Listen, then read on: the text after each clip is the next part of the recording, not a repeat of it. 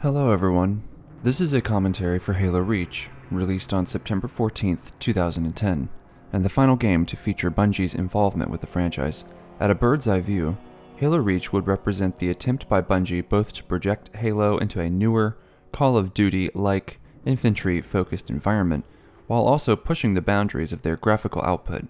This would strain Halo's form in a number of ways. Like previous installments, Reach would push the envelope of released content as well, by providing a campaign with 4-player co-op, competitive multiplayer, cooperative firefight, as well as Forge and Theater, with a brand new Forge world for even more massive level design and multiplayer, as well as opportunities for players to continue to customize their Spartan. Before remarking on anything so far, one has to commend Bungie for providing so much content at a $60 price. Yet, in this attempt, there were several trade-offs that, like the narrative, gameplay mechanics, and graphical output, would see the campaign with a compromised outcome. In 2010, I had made it through my most difficult moments of college, and had worked enough on campus to earn enough money to spend on the Halo Reach Limited Edition, which I picked up at midnight at the GameStop inside of our local mall. This limited edition is perhaps the best of its kind in the gaming market I ever saw, with a robust case and a journal from Halsey that helped to shed light on the Halo lore. This would be the one and only midnight video game release that I would ever go to, as by 2016, I was downloading games onto Steam from the comfort of my own home and never bought anything in between 2010 and 2016 like this. I remember how narrow the age range was of our midnight release line. It was clear that many younger players had caught on to Call of Duty, and many older players never bought the console playing concept, instead sticking to PC. As the 2010s continued, we would see an eventual golden age of PC building, at least until a period where RAM prices went through the roof, due to demand overreaching manufacturing. I played the entire campaign from that midnight release to the morning, where I immediately went to a class on Russian history in the 19th and 20th centuries. Obviously, I learned nothing that day. This would be my last foray into the Halo series, as I would never purchase an Xbox One or PlayStation 4 for that matter, and I would never play Halo 4, or Halo 5 Guardians, or Halo Infinite. This was the end of the line. A bit of housekeeping before we begin. I will be playing Halo Reach on the Master Chief Collection on Heroic with the Fog Skull on. I will be playing with the game with the enhanced graphics provided by 343 Studios. For more information on the Enhanced Edition, I would recommend Digital Foundry's extensive look on YouTube. But for our purposes, I will say that the Enhanced Edition, unlike the Anniversary Editions, provide an uplift to graphics that are already there, which does not compromise on Bungie's artistic vision. It was clear that Bungie wanted to emphasize graphical fidelity with Halo Reach instead of providing novel or interesting engagements, so it is best for us to lean into what Bungie wanted. With those small points out of the way, we'd better get started. We have a lot of work ahead of us. In Halo Reach, you take the role of Noble 6, having joined a team of Spartan 3s under the command of Carter. Bizarrely, the game manual does not describe these soldiers, so we will do so ourselves. Among the team we have George, a holdover from the Spartan 2 program, Kat, Emil, and June. Kat is a techie of sorts, Emil is a close-quarters combat breacher specialist, and June is the stoic sniper. George, the Spartan 2, is a supportive light machine gunner. Throughout the missions, the player has touch points with each soldier and missions catered to their styles. The player goes through one vantage point of a famous event in the Halo lore known as the Battle of Reach. In the original Halo 1 manual, Reach was described as a close fortress world to Earth, and the loss represented a deep failure among humanity in fighting against the Covenant. So fans of the series know, as well as the cutscene indicating as such, that this game does not have a happy ending. The tonal dissonance of ODST and the space opera fun of Halo 3 have been replaced with a self-serious tone to match the graphical realism of the visuals. Many of the assets of the later games take a step back into a more rustic and muted aesthetic, including a rich color palette but in darker versions. The Hornets of Halo 3 have been replaced with Falcons, featuring rotary blades, the battle rifle has been replaced with a semi-automatic DMR, and throughout we will see bizarre new weapons like the grenade launcher, concussion rifle, plasma launcher, focus rifle, and needle rifle. Many previous weapons have been pruned, and so in total we have a far more embodied, analog environment. Halo Reach, from a bird's eye view, is once again a refinement. This time, It's an attempt by Bungie to reduce and purify the excitement and bombast of Halo 3 into a controlled but no less engaging and visceral format. But as you move throughout Halo Reach, there will be no moments as big as Halo 3. Neither will there be any mystery quite like Halo 1. The space opera of Halo 2 is gone, so what's left is that the ensemble nature of ODST will be enhanced. Where there would be 2 or 3 tank sections, we see 1. Where there should be large expanses of geography, we instead get lanes. And where we should have longer levels, instead we have wave-based firefight sections. The game attempts, as a result, to do more with less. Enemies are fewer, but beefier and more violent. Dropships have greater firepower with area of effect weapons. Vehicle sections are far shorter. Reuse of assets now stretches across multiple game modes and levels. Taken together, a player can expect to spend, on average, according to How Long to Beat, to spend 8 hours on the campaign, similar in length to Halo 3, yet the variety and spaces of these encounters have been largely reduced. In some cases, this will ruin the original intent of certain set pieces we've seen before. In other cases, we'll have to admit that the combat refinements are better than ever. Like ODST, we'll conclude that Halo Reach is a tenuous conclusion to the series, with great attempts to change the formula, all wrapped in a bad package. Noble 6 works with the team to investigate a downed relay that ends up being the Covenant. Their goal of getting the relay back up is essential somehow, and warning higher-ups that the Covenant are on Reach. The Covenant are investigating Reach for artifacts and have jammed communications in the immediate vicinity. This is likely due to the existence of a Forerunner installation on Reach, which invites a narrative problem with the game as a whole that I will come to towards the end of this commentary. For now, we see a huge emphasis on cinematics and tension to provide the atmosphere for the Reach story. The graphical overhaul represents itself best in the facial animations during cutscenes. Although Noble Team will largely speak under cover of a helmet, the times we do get faces are massively improved. Faces look proportional, detail and demeanor and personality shine through, and it gives the attempt at emotional resonance in the game a chance, thanks to subtlety. On the subject of graphics, Bungie's Reach, pun intended, exceeded its grasp in the Xbox 360 launch of the game. The resolution was not a full 1080p, and the attempt to satisfy a playable frame rate left Bungie with an ad hoc solution of temporal anti-aliasing, which left the game with a profoundly impressionistic or ghosting look, which is something you don't want in a fast-paced shooter. With games like Shadow of the Colossus, fine, but here the end result is to muddy up fine textures. Luckily, in 2022, this is a thing of the past. As we begin the campaign in the playable level Winter Contingency, we should appreciate all the new features: grass, wind moving through trees, environmental touches like rain, and better effects on the ground like scorching and concrete cracking and warping. We can see, suddenly, wildlife on Reach. Though the game has pulled back on scale, there is an attempt to double down to make the game more dynamic and alive, to make the spaces more dense with detail. This is not necessarily the same thing as density of gameplay, but we'll come to that. Winter Contingency is a mission which blends the rescue operations of the second mission, Halo from Halo 1, into the typical narrower package for a first mission. Compared to the amount of encounters from Sierra 117, we are not given much variety here. After investigating the Covenant damage and discovering them, we have a fight that takes us out of a set of buildings across a river and into the rural fields, while being provided air cover, whereupon we commandeer a set of civilian vehicles that George plants his light machine gun on for the purposes of investigating nearby structures. These fights are brief and, unfortunately, do not utilize nearly the geography that they ought to, but it still makes us remember the good old days. In 2 separate locations, we can take part in a defense until all enemies are dead, before we are picked up to another wave-based encounter that leads us indoors to close-quarter fights with sword-bearing advanced elites. That is the outline of the mission. This is a prequel, which means no flood enemies, yet based on the manual we can still expect brutes, as well as a new type of jackal, the skirmisher. This type is much, much faster, and will test veteran players by moving and shooting quickly. Halo Reach feels as though it moves simultaneously slower and faster compared to its previous installments. Fighting enemies in close quarters sees less jumping, weapon switching, and heavy weapons, yet revised versions of jackals and elites prove themselves to be much faster. Like the jackal, the new elite is a sight to behold. We have not spoken about the power of the Bungie AI extensively for a while, and with this new revised elite I'd like to try. No matter what Halo game, the AI has always given me a difficult challenge. I died in each campaign, and each time I learned and adjusted. Although I am a much better player and have refined skills across decades, there are still moments where I overreach and pay the price. In my mind, the elites of Halo Reach are some of the best AI I have fought in a shooter to date. They dodge, flank, get very aggressive, and are far faster and more mobile than Spartan 3s. What is ironic is that in playing Halo Reach, many of the weapon systems they inhabit feel much slower. Plasma projectiles feel far slower, and the combat as a whole, despite new abilities like Sprint, have slowed down immensely.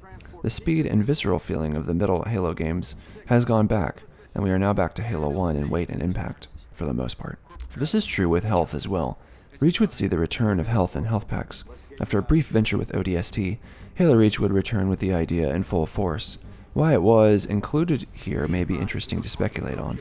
One such idea is that Bungie still wanted risk, but they also wanted a veteran player to suffer for silly mistakes. In this way, much of the distances of fights may have widened a little, as a solo player may have felt that risking losing health was not worth a melee attack.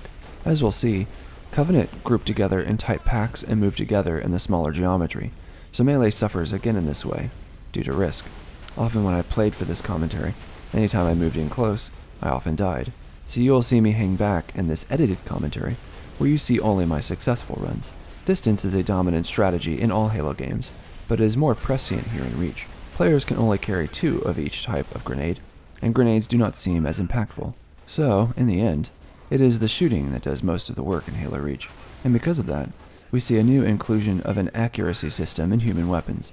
The assault rifle, the pistol, the DMR, and the sniper rifle all have a recoil system that widens the reticle the more the player fires. This encourages in the player a behavior that leans towards spaced out, well-placed shots rather than the spray and pray of Halo 3. As a result, what was left of the old world of arena shooters is now mostly gone, combined with a new abilities system, and we see a player fire and maneuver with far more intention and perhaps less risk, which means a lot more static encounters behind cover. A quick note on revised weapons. The human weapons receive a major uplift. The Magnum pistol gets its optical zoom back for the first time since Halo 1, and features a punch to back it up with 8 rounds.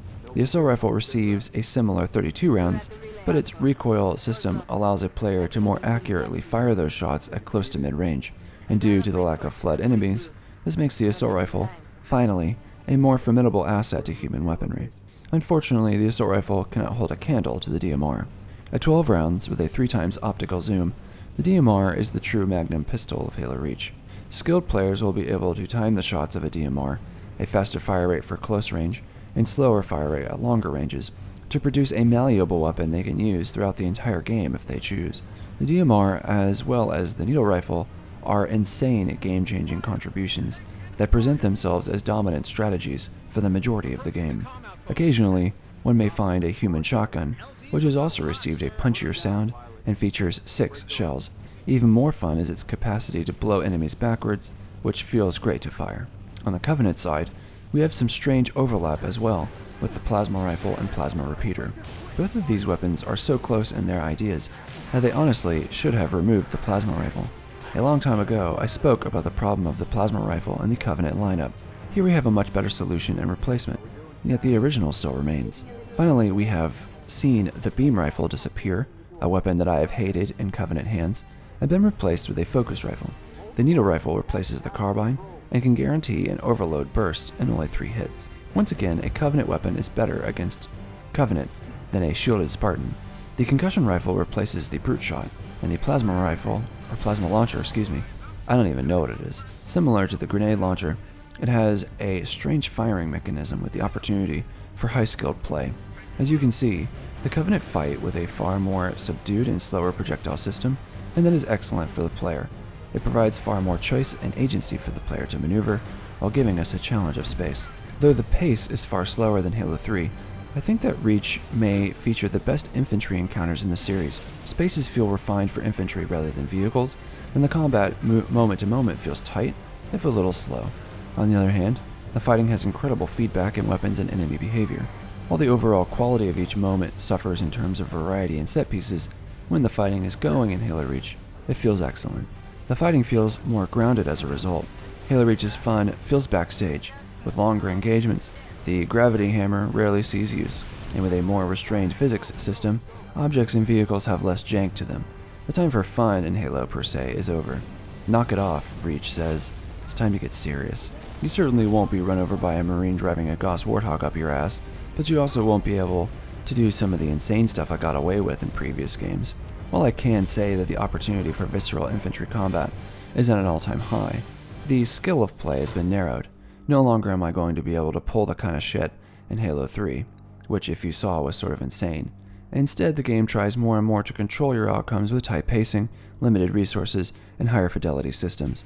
Abilities is one such example. Instead of equipment on the field, Spartans can trade one ability at a time, used and then recharged. We begin with sprinting, but over time we can trade it for bubble shields, armor locks, jetpacks, and even holograms and active camouflage. We have seen many of these before, but here in Reach, it is far more constrained. Bungie is in charge now.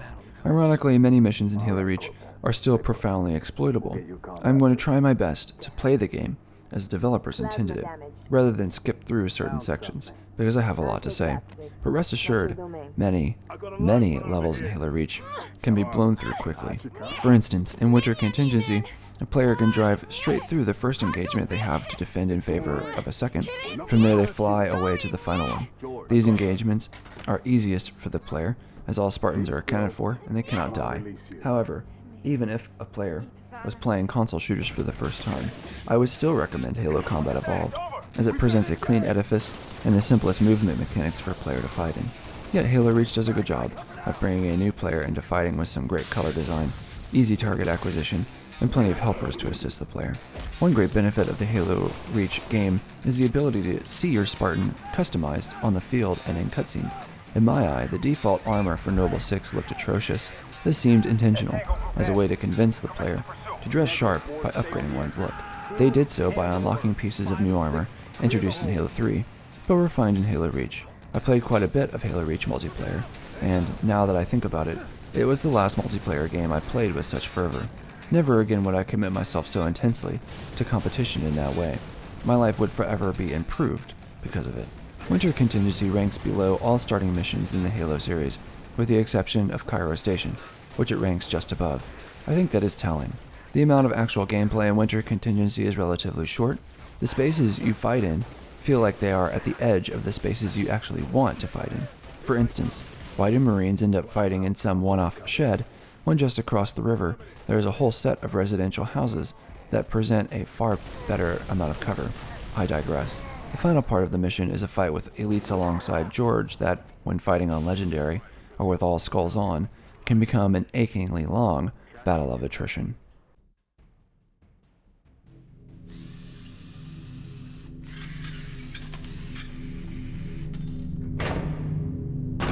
How long? Question of my life.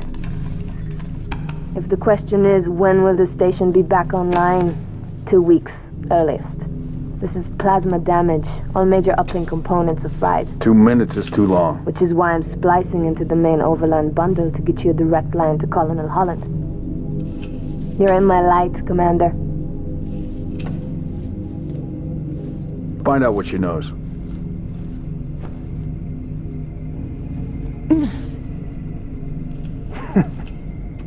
What's your name? Do you live around here? Arnevim George. Shada. Shada. C'est pas Nev. Your accent sounds familiar. Shopron? Tangari. Friend of yours? Father. Sha'ainalom. I'm sorry. Why would you be? Big man forgets what he is sometimes. She just lost her father. She needs a full psychiatric workup. She's not the only one. Lock it down, both of you. Get her on her feet. The body stays here. Thank you, sir.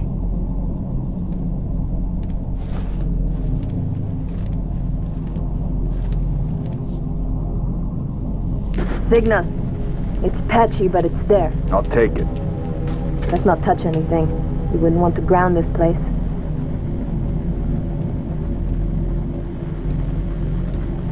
Barely getting you. What's your situation? Over? Colonel, this is Noble 1. There are no rebels. The Covenant are on Reach. Acknowledge? Come again, Noble 1. Did you say Covenant? Affirmative. It's the Winter Contingency. May God help us all.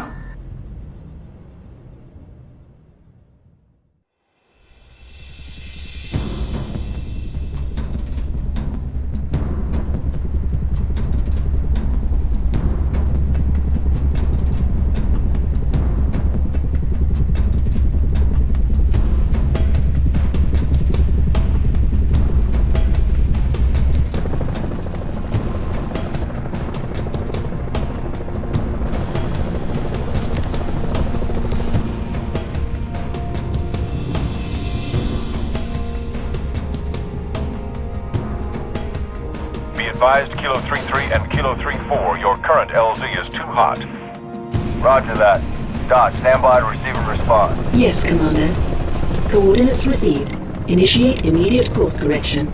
The Office of Naval Intelligence Sword Base is presently under siege from a Corvette-class Covenant vessel. Due to the sensitive nature of this facility, use of orbital rounds has been, for the moment, prohibited. Regrettably, my efforts to obtain relevant data on enemy forces have been unsuccessful. However, current defensive forces are insufficient. ONI has requested Team Noble's direct intervention to help secure Sword Base. Alright, people. We're stuck with that ship for the time being. Let's focus on the hostile infantry. Give those troopers a hand. Cat 6, you're out here. George, Emil, you're next. Get prepped. Let's move, Lieutenant.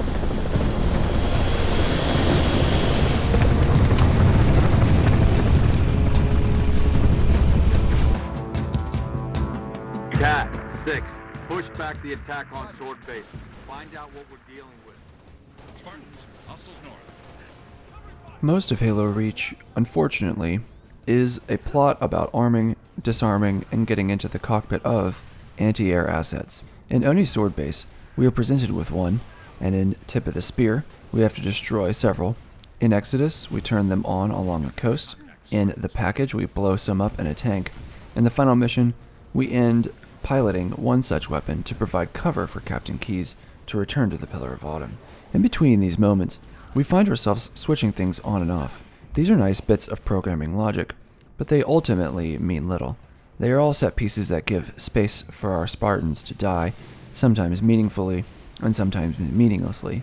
But it is all a kind of combat filibuster, like ODST, to get us to the real story of Reach, which is in bringing Cortana to the Pillar of Autumn. In fiction, after a long-running series, suddenly characters who seemed like innocent stand-ins for readers or viewers become the sole savior of the universe. It happens often in fictions, I think, because it is much easier to return to the well rather than present characters with a new challenge for growth. Yes, Cortana is an AI, but I never considered her to be an entity of extreme stature or worth. The same goes for the Master Chief. He is simply a soldier on a mission. His simplicity makes him a profound tool for the game, but like the Doom guy, I don't want to know what his romantic tastes are. The pitfall of the Halo series is in taking every single innocent gesture of the first game and extrapolating it to space operatic proportions. This is strikingly similar to problems in other franchises, especially something like Star Wars. Here at Oni's Sword Base, we're finding out what we're dealing with. I can answer that for Carter. We're fighting the Covenant. The reason I am bringing up all these narrative bits so dismissively is because I want to dismiss them in favor of other aspects of conversation in Halo Reach, particularly the gameplay. Just know that, by this point in the series, even way back as a college student, I consider the story of Halo to be threadbare and out of ideas. The beginning of Sword Base is a remarkably dense section of Covenant packed into a small narrow set of lanes. We have 2 higher lanes that go over a middle kill box, and the rest of the mission veers right and downhill. We cross a gate and come upon a Wraith tank and have the opportunity to use a laser designator. A cool little get-out-of-jail-free card, but one that is mostly bark and little bite. We will use it sparingly in the campaign, so I want to move on. Even if Wraiths in Halo Reach find themselves a little too tall to ride in this game, I still love them. They represent the peak of Halo design as an enemy tank to fight, and I could fight them endlessly. Players can look forward to getting into a Warthog, and like Winter Contingency, we see some non-linearity in the next 2 locations we can visit. I love these 2 encounters, as they present a great series of arenas to fight for both vehicles and infantry, even if the spaces can be a little tight to maneuver a Warthog in. In both cases, the player has to physically go up to activate either communications or anti-air. We haven't done that often in the games before, and I think it was a method to force players to commit to these areas, rather than skip through. It also presents a way for Covenant to simply keep fighting endlessly until the player does the right thing. As these fights play out, I'd like to speculate on a switch in the combat flow of Halo, as we've gone from Halo 1 to Halo Reach. In Halo 1, we had a difference between what I will call nodes and spaces. To give you an example, in Assault on the Control Room, we can give the first outdoors encounter on the ground floor against a Wraith and Marines with a Warthog the label of a node. The rooms and paths up to that point we might consider spaces. In music, notes and rests work together. In Halo, we can use this idea in the same way. In Halo 1, what you may see is that more of the game was dedicated to spaces rather than nodes. To be sure, like the Gravlift scene of Truth and Reconciliation, or the big beach fight in Silent Cartographer. The nodes clearly existed, but what I think is interesting to remark upon is that you cannot assume that a good level is all nodes and no spaces. In fact, besides that one node in Silent Cartographer, I cannot recall another nodal moment in that level. The level is instead a series of unassuming spaces, yet they all amalgamate into what is likely the perfect Halo mission. As the games have gone on, Bungie assumed that nodes were the right call for missions, and more we see less unassuming spaces and more arenas like nodes. Here in Halo Reach are two examples. We do have some fighting with the Warthog in between these arenas, but look how little connective tissue there is in driving the Warthog between these encounters than we saw on something like Savo Highway, which had many spaces and only occasional nodes. One counter-argument you can make about my theory is something like the second mission, Halo 1, the one entitled Halo, which has always been difficult to delineate.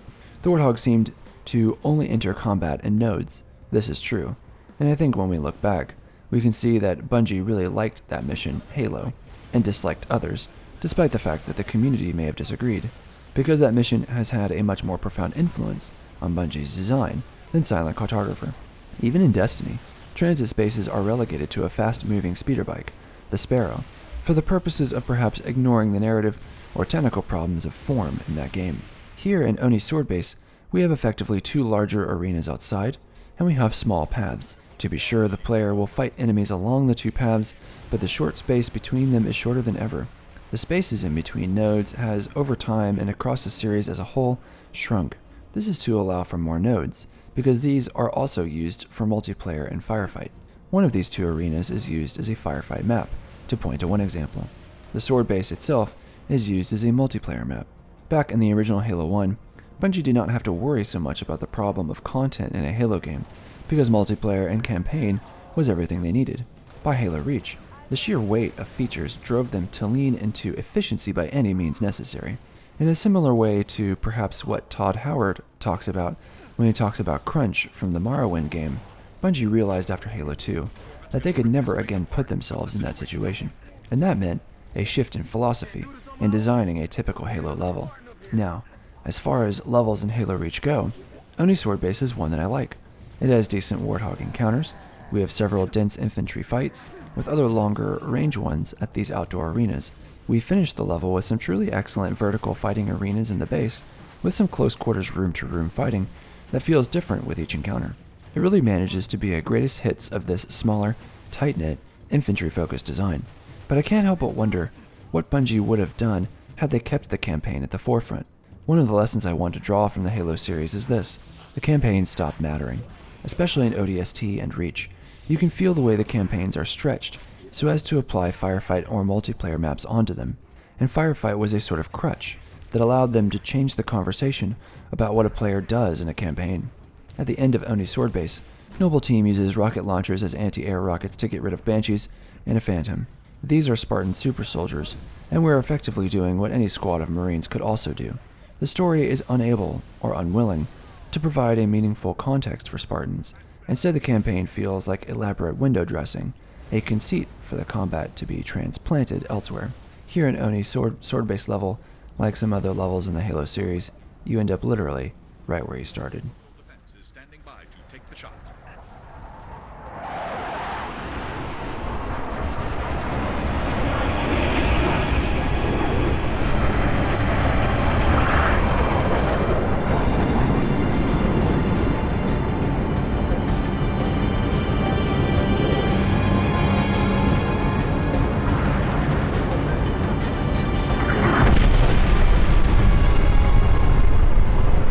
Beautiful, ain't it? Someone should take a picture. Nice work, by the way. I aim to please. 5, 6, get down to the science wing. Dr. Halsey wants a debrief and command saying we're all hers. Repeat? Sounded like you said Halsey. I did. Copy that, on our way. Don't need command to tell me. Been all hers half my life.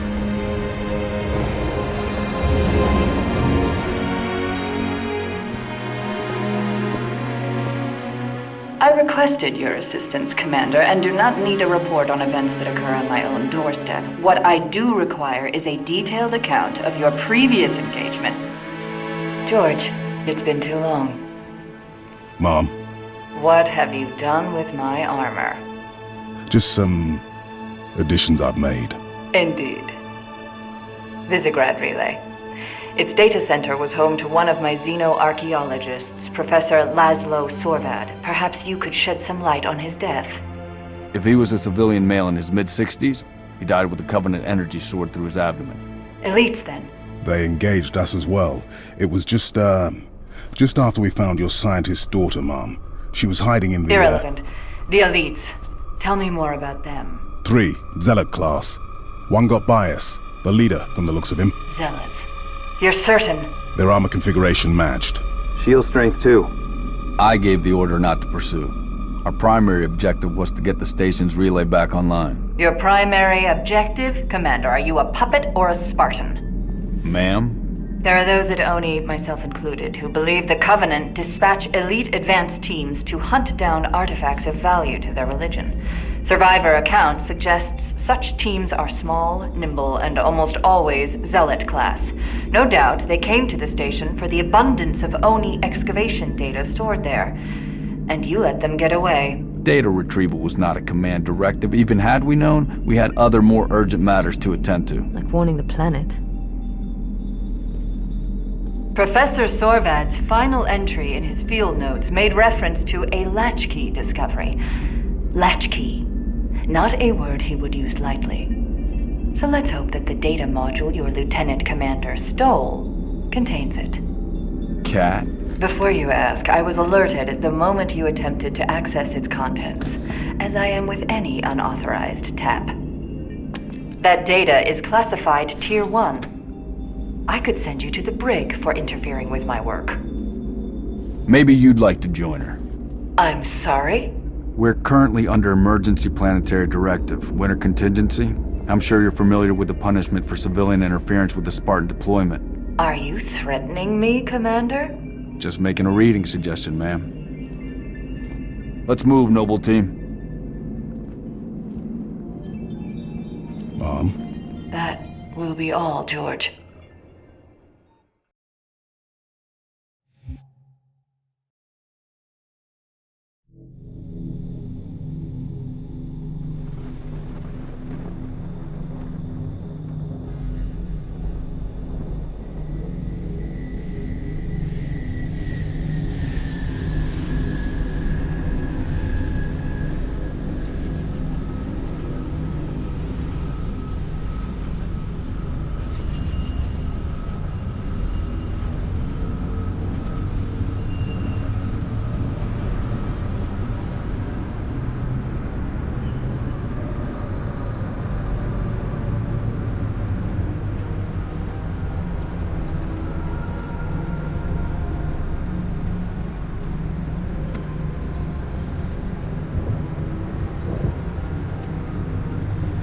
Recon Team Bravo reporting in.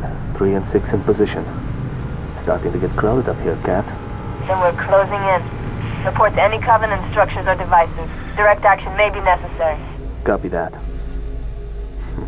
When Kat runs an op, direct action is always necessary. Here, you may need these. High velocity, armor piercing. They'll take the hat off an elite at 2,000 yards. And they ain't cheap.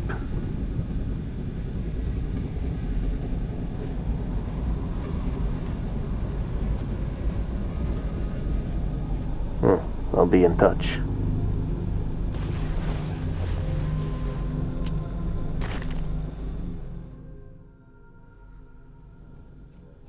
The mission of Nightfall states, apparently, that the player should move in behind enemy lines and evaluate the opposition. Each mission features some time with each Spartan, this one being our recon sniper, June. Last mission we had Kat. Reach does a better job of making each Spartan a little more distinct compared to the ODST soldiers, but I would be hard-pressed to contrast June and, say, Emil, besides the fact that one has a sniper and one has a shotgun, respectively. Sure, one is stoic, and the other a little more, intense, but the handfuls of lines only give me hunches, not certainties. The cutscene with Halsey and Noble Team is more aggressive and terse than we might think it should be. Halsey is threatened by Carter, Kat interferes with scientific information, a latchkey discovery, and George desperately wants some kind of attention from Halsey, that he doesn't get, or at least not quite the kind he wanted. The Candy Rinse podcast describes this storyline as the adult version of Halo, and though it eventually dives into the Master Chief storyline hard in the end, much of the subject matter of Reach is thankfully devoid of the space opera underpinnings of the previous series. But there seems to be a sort of disconnect between the lore of the bigness of the Reach story and the history of Halo, and what we get in the game. Spartans may be super soldiers, but not in the way the Chief is. I'll talk a little bit more about this in the future, but the identity crisis of Halo, and a post-Call of Duty world, runs deeper than just the weapons and abilities. Basically, it runs deeper than just a sprint button. For now, we should probably focus on the task at hand. By Halo Reach, all the substance of missions have been sapped away, and what is left is a sort of stylistic or aesthetic reverence. Reach attempts to combine some of our favorite ideas from the series into an action-packed package. Unlike the creativity of Halo 3 and its loud perspective, Reach is more intimate. Here in Nightfall, we have an obvious homage to Truth and Reconciliation. The difference is in the substance. In Truth and Reconciliation, we were freeing Captain Keyes from a Covenant vessel. As Keyes was the highest-ranking officer on Halo, any sort of resistance movement would need his leadership and support. In psychoanalytic terms, the re-establishment of the Father back into a position of symbolic authority and his imminent destruction by the Flood have big ramifications for the significance of the narrative of that first Halo game. Here in Reach, we are doing something. If I had to guess, I would say that we are in a reconnaissance in order to spot some of these massive shield relay towers that the Covenant are setting up. In my opinion, Nightfall is one of the worst levels of Halo Reach. Its extreme linearity irks me every time, and the ease with which the community is able to speedrun this level actually makes me more upset, not less. I think that is because I have done it myself when playing this level on Legendary. Before we get into why I dislike this level in greater detail, one thing I need to mention is the implementation of an assassination animation. By 2010, animating player characters took a multifaceted approach, including motion capture. Here I doubt that motion capture was used, but this kind of context-sensitive button push to start an event that the player has little control of is rare in Halo games. Usually a character may press a button to enter a vehicle, and the animation functions as a way to transition to a new button layout, thus inviting new ways to play. If you think about it, Halo simultaneously did two things. First, it managed to make a case for console shooters, but also, second, it managed to provide multiple layers of button functions depending on whether a player was on foot, or in a vehicle, or in a turret, and so on and so forth. One big problem of translating video games into the real world lies in the controller. There are only so many functions, even on a mouse and keyboard. That makes the prospect of allowing certain actions and restricting others a stressful one for game developers. Halo also made a case for layering these actions depending on a certain context. So to see here an animation that is activated by pressing one button could be an attempted step in that direction. Unfortunately, it takes agency away from the player, so I think it ends up being a step in the other direction. To me, the assassination mechanic represents an insecurity by Bungie of trying to make these Spartans badass without the typical context we've seen in the past to make it so. Alright, on to Nightfall. The mission is all style and no substance. Although these fighting arenas feature things we've seen in the past used effectively, like high vantage points, a variety of set pieces, and although the lighting of these night engagements is quite beautiful, and although the impact of the sniper rifle and the resulting feedback by enemies is better than ever, ultimately Nightfall is a mission that feels as though it could be erased entirely from the game, and the game would not suffer as much either narratively or mechanically. Everything you do here is no different than other missions, with only a lighting change to mix it up. Even in the case of previous games, even with their subpar narratives, we would have to agree that removing many of these missions would effectively make the campaign incoherent. Removing Truth and Reconciliation would break our understanding of the narrative arc of the mystery of Halo and an actionable plan to come to terms with what Halo is, where its control room is, and what makes Halo a super weapon. Here in Nightfall, effectively nothing is happening. We're fighting the enemy at night, rather than the day. Bungie is so desperate to make callbacks that the center of the experience, the core of the narrative, has been eroded. In the original, the reason the player fought at night was because of a jailbreak. Here in Nightfall, it's because it looks cool. Occasionally throughout Halo Reach, a player may come across a golden elite on the run. A player only has a certain amount of time to kill these elites before they disappear. It's an Easter egg, and nothing more, but it's nice to provide veteran players a chance to seek out and destroy something. Occasionally they made up a challenge for the player. Challenges occur daily and weekly in order to encourage players with extrinsic rewards for engaging in all different facets of the Halo economy. Challenges, I suppose, existed before in regards to achievements, but even before that, challenges occurred intrinsically with a player wanting to beat the original Halo 1 on Legendary, for example. Back then, The only achievement was one's personal sense of accomplishment, that and the chance to show off levels with the legendary shield on each level to show completion. One of the absolute strangest aspects of Nightfall is in the presence of indigenous creatures called Guta. In this insane set piece, the player has to choose either fight or flight. I suppose it is a novel occurrence for the player in the Halo series, but it's one that really adds nothing to the experience. I'm very befuddled as to why this exists. Less befuddling is the presence of another firefight map in the waterfront arena. Here we encounter militia smuggling military equipment, and we work with them to fight off Covenant. Until the Covenant give up, we are really stuck here fighting, and why the Covenant would give up is beyond me. 99% of the time, I skip this section, and the fact that I can skip it so easily by taking a left U-turn out through the dry riverbed is to me sort of egregious. It is not even that hard to do. In previous games, especially Halo 3, Bungie created a logic system, but also a level design system that made skipping through sections not only more difficult, but it was simply more fun to fight it out. Don't get me wrong, I love the waterfront design. Again, as far as nodal structures are concerned in the Halo Reach campaign, Bungie was at the top of their game. But in my mind, they missed the forest for the trees. The nodes and spaces is just as much a problem of narrative momentum as mechanical level design. In Truth and Reconciliation, as we entered Silent Cartographer, we go from a guerrilla resistance towards the offensive. We as the Master Chief finally feel as though we are getting a leg up on the enemy, and in Silent Cartographer and Assault on the Control Room, we fight on level ground. In ODST and Reach, this momentum hardly exists. It certainly doesn't have the insanely fast and engaging moments of Halo 3. In Reach, here we are again, fighting while standing still. That is because the premise of the mission, and of the story so far, has given us no reason either to move, or even really to stay put. So here, for the waterfront level, I am going to decide to play it as it was meant to be played, if only because, inside of the Halo Reach commentary, I have a lot that needs to be said about Bungie's Halo series, and it is far from the vantage point of Halo Reach that I feel that it makes sense to begin to evaluate the trajectory of the series and the other games. One aspect of the games that I have hardly mentioned at all is the difficulty levels. I consider Bungie's easy, normal, heroic, and legendary difficulties to be a sort of amazing selection for a wide variety of players. Yes, the differences in health and firepower are there, but what is more on offer is the behavior changes in enemies. If I had my way, every video game with difficulty levels would be a change in the complexity of the AI, but obviously, this takes a lot of work. Throughout the years, Bungie did the work. Even now, Bungie has, in the history of their Destiny series, removed a hard mode, and has created a role-playing, grinding, and leveling design, which turns against their original foundations, and playing Destiny has amounted to playing against the same type of enemies, using the same behaviors, for almost a decade. Throughout the Bungie series, across 9 years, Halo managed to add enemies and create new animations and behaviors to reflect growing technology. How on earth did they do this? The differences in the style of the campaign, from easy to legendary with all scores on and all skulls on, presents such a wide difference in challenge that the campaign effectively becomes several campaigns layered on top of each other. And with a scoring system and par time and par score, and the campaign effectively becomes whatever it is players want it to be.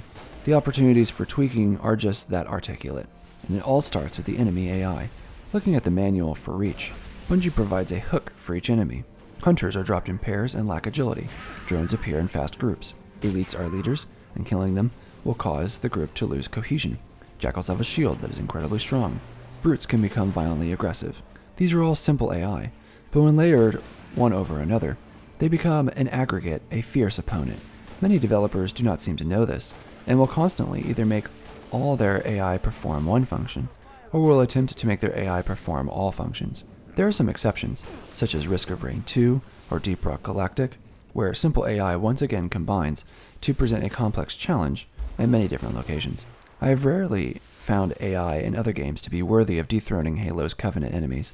They flank, push, will throw grenades, will suppress, will get into and out of vehicles, will attempt to run over the player, will become angry or frightened, will jump and evade, will take cover and make adjustments, and will retreat to a better fighting position. And this occurs in fight after fight. It's unreal. And with the exception of some games like the Division series, the Rainbow Six Vegas series, or more bespoke tactical games like Arma, Escape from Tarkov, or Ready or Not, Halo still represents the series to beat. Now is as good a time as ever to mention changes to the Phantom. The only meaningful change to mention is its new cannon, which is a beefier version of the concussion rifle. The imposing nature of the invasion of Reach is sort of encapsulated in this turret. It fires a very damaging area of effect weapon. In Halo's past, a player could easily outmaneuver a Phantom's suppressive fire as long as they kept moving. In Halo Reach, a player must find cover. That's just the end of it. This change had massive ramifications, because Halo Reach game, it relied so heavily on Phantoms in firefight engagements. One is that players end up fighting in these scenarios for much longer. If you recall my first encounter with the dropships in Halo 1, the dropship had barely delivered the Covenant before I had exterminated them. Over time, the game has attempted to keep that scenario from happening again, and this is the culmination of that attempt. As players remain indoors, it lessens their chances of fighting off enemies as they drop. Bungie has been so reticent of using monster closets like in Halo 1 that they insist on diegetic forms like Phantoms, rather than have them come down the street from the valley where we came from, or around the corner on the shore. They insist on Phantoms. In co-op, players can garner the attention of a Phantom while the other players attack the Covenant, so of course it is not without its flaws, but it speaks to a developer who wants the Covenant to interact with the environment, rather than dying at the entrance. The amount of militia here is frightfully low, even lower than the Marines we occasionally saw in Halo 1. I don't understand why they didn't pack this waterfront scene with tons of militia and keep the Phantoms coming. I suspect it massively impacted performance cost, and here I think we need to concede that, although the graphics of the game are massively improved, and still hold up today thanks to 343's enhancements, the gameplay suffers. If this is actually the big Reach battle, it rarely feels like it. And I suppose here I will talk about the slight identity crisis of Halo Reach. Halo Reach features badass Spartans, but Halo Reach's technical decisions do not allow the context to feel very badass. Many of the guns are designed to be more tactical and sweaty, and the splash damage of many Covenant weapons keep the player behind cover. It is a Call of Duty version of Halo in that way. The same goes for vehicles. Vehicles either exist for the most part in a very cloistered and controlled way, or they are literally an on-rails set piece. Vehicles are one such way that you prove to the player that this character is badass, largely because vehicles broaden the terms of the engagement. Halo Reach offers less enemies, less allies, more tactical situations, and less roaming with vehicles. So in the end, Spartans feel like any other player. They could be ODSTs, and it would not shock me. Do you see the contradictions? It's a big battle, but we are not the chief. It's a beautiful game, but a prevented spectacle. It's the most advanced shooting we've seen, but only for infantry. And there are vehicles, but in much smaller set pieces. I think Bungie was ready to move on from the Halo series just as much mechanically as narratively. The shooting in Reach is by far the most important component of the combat milieu, and that would transition them to Destiny. After our waterfront fight, we enter our final major set piece. Though there is a door blocking us from the end of the level, players can use a nearby forklift and place it adjacent to the seam of the doors. And if a player exits in just a certain way, the animation of getting out on the other side of the forklift will force the player to push through onto the other side of the wall. Not only that, but it prevents any enemies from spawning in the final area. It's a simple trick that is a dominant strategy and is basically necessary when attempting a legendary all skulls on lasso run. Here in this facility, which is a multiplayer map in the daytime, we come across a mixture of Covenant, including invisible elites and hunters. We have not fought brutes yet, not until Exodus, which I think was a wise decision in order for the variety of each level to be at their peak. If you must know, both Nightfall and Exodus reside low on the A tier of community rankings over at tiermaker.com, but in my mind these missions should be flipped. I'll speak more about Exodus when we get to it. Nightfall in my mind should be a B tier level, and likely would had it not been for the gorgeous visuals. Something I do not like about night missions in a variety of games is how they do not feel truly dark. Reach comes with a night vision mode to rival the ODST visor, yet I do not feel myself needing it. As I have stated in the past so many times that I am worried I might be annoying my audience, lighting these games with ray tracing is my most anticipated wish for them. For some reason, older games tend to benefit from this transaction, likely due to the simplicity of their textures. Maybe in the future we'll have a Nightfall that truly lives up to the level's name. We do not speak about Hunters in Oni Swordbase, but if any aspect of Halo received unquestioned progress throughout the series, it would be Hunters. Here, Hunters are lethal and tanky, as they should be, and even addressing their weak spots still does not prevent them from being dangerous. I love Hunters, and I have enjoyed seeing them throughout the series claim their spot on the Covenant roster in bigger and bolder ways. In my mind, their slow push on the player and their armor set are a great addition to the group, compared to faster and meeker types. Something that is different yet again between Truth and Reconciliation and Nightfall is the presence of precision weapons alongside the sniper rifle. In the original Halo, there was no pistol in any part of that level. Here in Nightfall we have pistols and DMRs alongside the sniper. In my mind, Bungie was less interested in a hook or premise for each level, and more interested in providing combat encounters and a variety of aesthetics. That is a minor difference, but in my mind is a big one.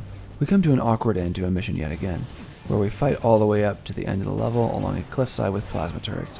To be fair, I actually like the geometry of these last engagements a little better than the rest of the level, because in my mind the differences in heights and the pressure of the turrets feels like a moment that Halo 2 would have liked, but done much better. Anyway, with Nightfall out of the way, it's time for Tip of the Spear.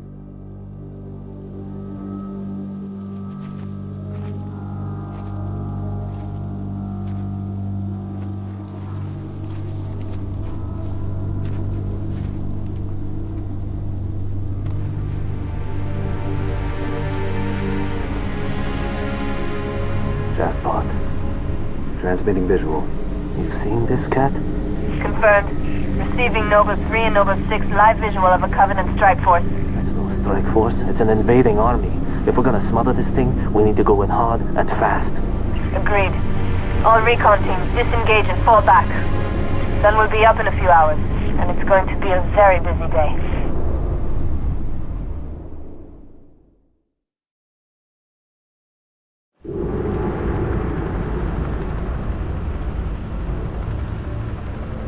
It appears that Noble Team's discovery last night was not an anomaly. Large Covenant deployments have occurred undetected, and we are now under attack across the Vieri territory, including orbital defenses. As per the winter contingency, we are countering on every front. Noble's reconnaissance has also identified sophisticated Covenant army hiding canopies, and has pinpointed what's believed to be a landing zone for additional Covenant forces, the origin of which is yet to be determined.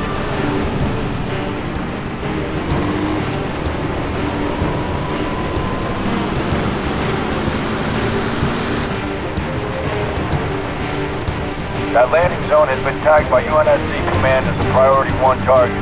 Discharge link is loud and clear. Copy that. Acquiring signal lock on the pylon. Detonating in 3, 2...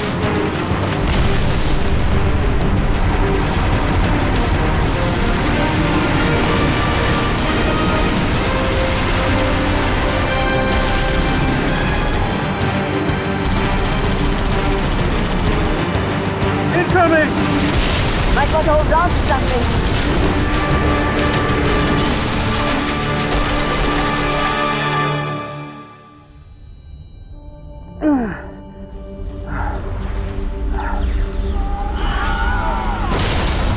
Six! Can you hear me? Six, you alright? I could use some help. On my way.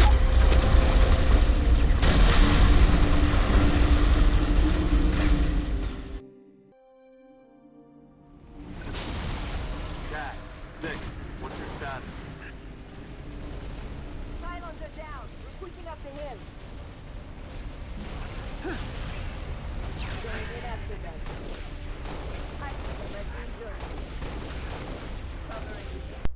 Tip of the Spear is the second highest community ranked mission in Halo Reach, behind New Alexandria, and sits in the S category. The mission recalls yet again the pomp and circumstance of Silent Cartographer, with an intense coastal attack. Before the mission we are given some military gobbledygook about Covenant forces, and landing zones, and winter contingency. None of it matters. It's all busy work to provide Halsey time before unveiling the real story of Halo Reach. This is our first introduction to the grenade launcher. The grenade launcher has got to be, without a doubt, the strangest weapon in the Halo arsenal, and I love it. I got very good at using the grenade launcher in competitive multiplayer. On its own, its arc and explosion can be used to bounce grenades in hard-to-reach places, but when a player holds down the trigger, the grenade remains live and enters into an EMP mode, which has a larger area of effect and can take down shields and vehicle engines. This weapon is amazing, and it can be used like a distant noob combo if a player knows some intuitive geometry. It's likely my favorite gun in multiplayer.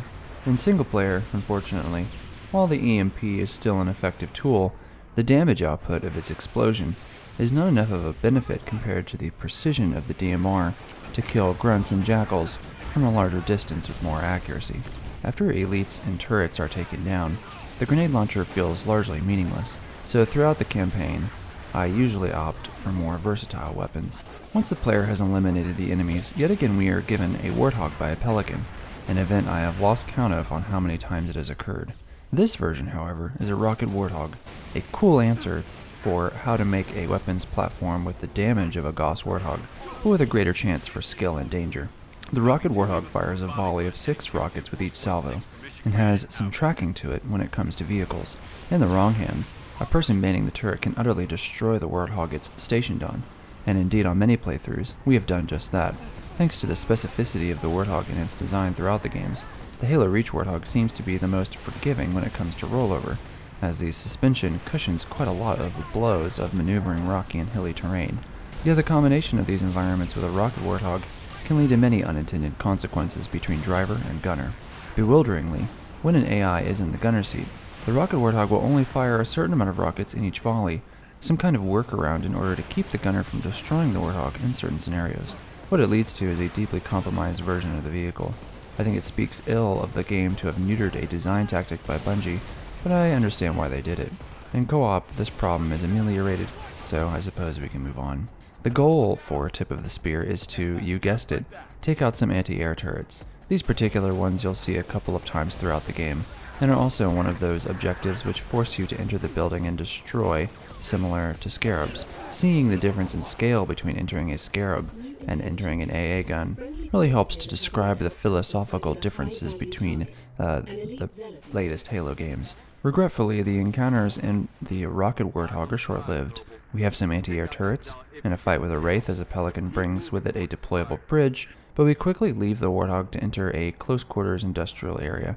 Something I do like about these sections, similar to Oni's sword base, is how this feels like more spaces than nodes. We seem to be fighting through something, not fighting at some place. The verticality, differences in environments, it's all cool, but also some of these set pieces are awkward and too tightly closed in. At one point, a player may be sideswiped by Banshees, and in some cases there are few places the player can go to counteract this. We go up into the industrial facility, tracking down elite zealots, and then we come back down. We get back on vehicles, in this case a new vehicle called a Revenant. The Revenant, in keeping with other haunting names of Covenant vehicles, is a smaller and snappier and faster version of a Wraith.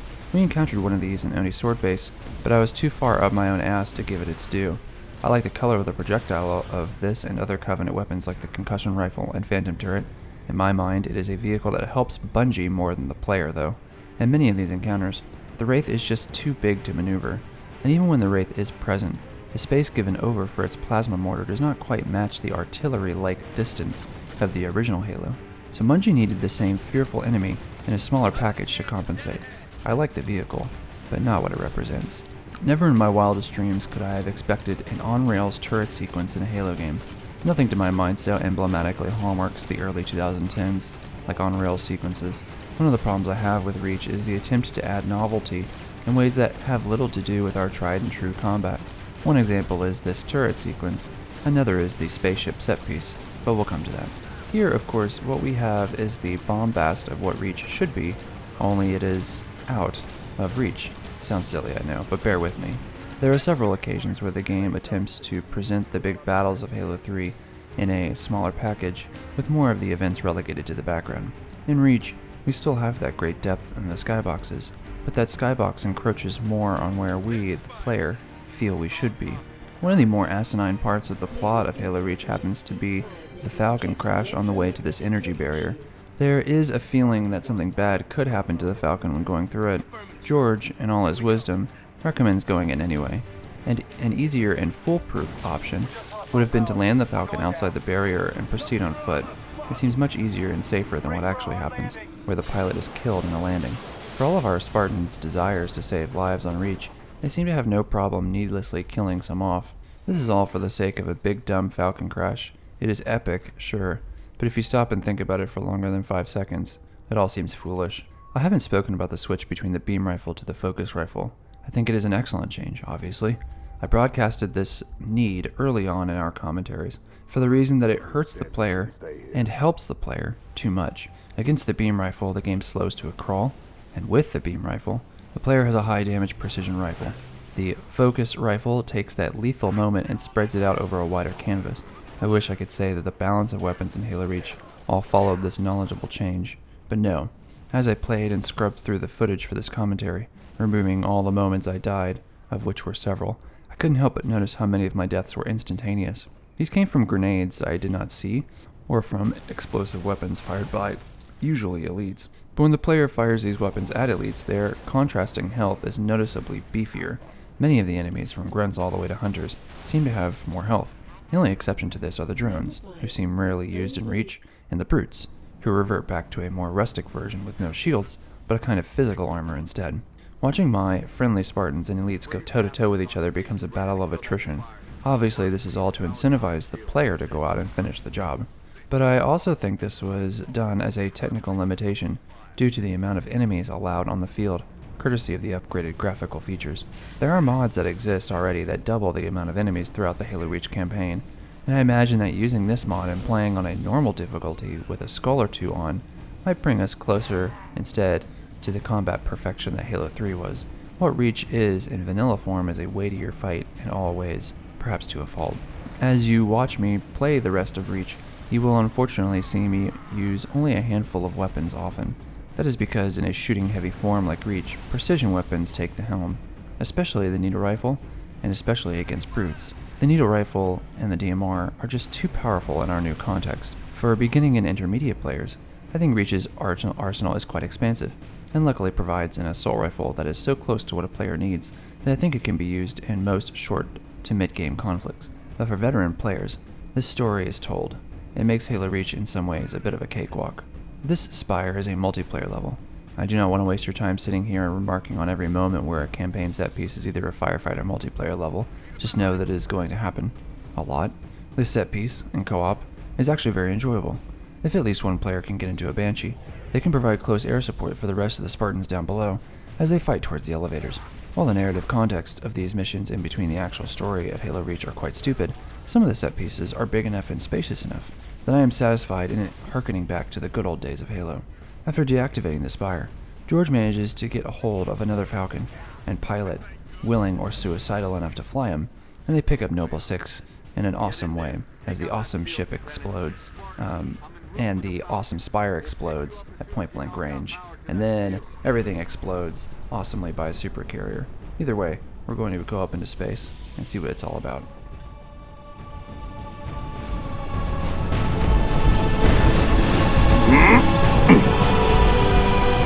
Get us out of here. Control, this is Noble 1. Spire 1 is green and you're free to engage.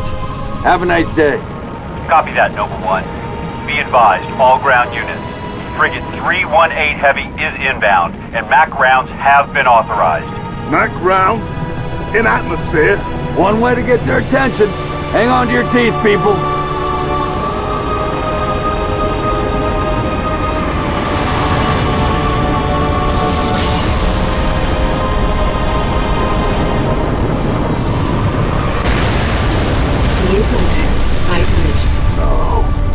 No, somebody tell me this ain't happening. UNSC Frigate Grafton, do you copy? Grafton is dust. We need to get out of here now.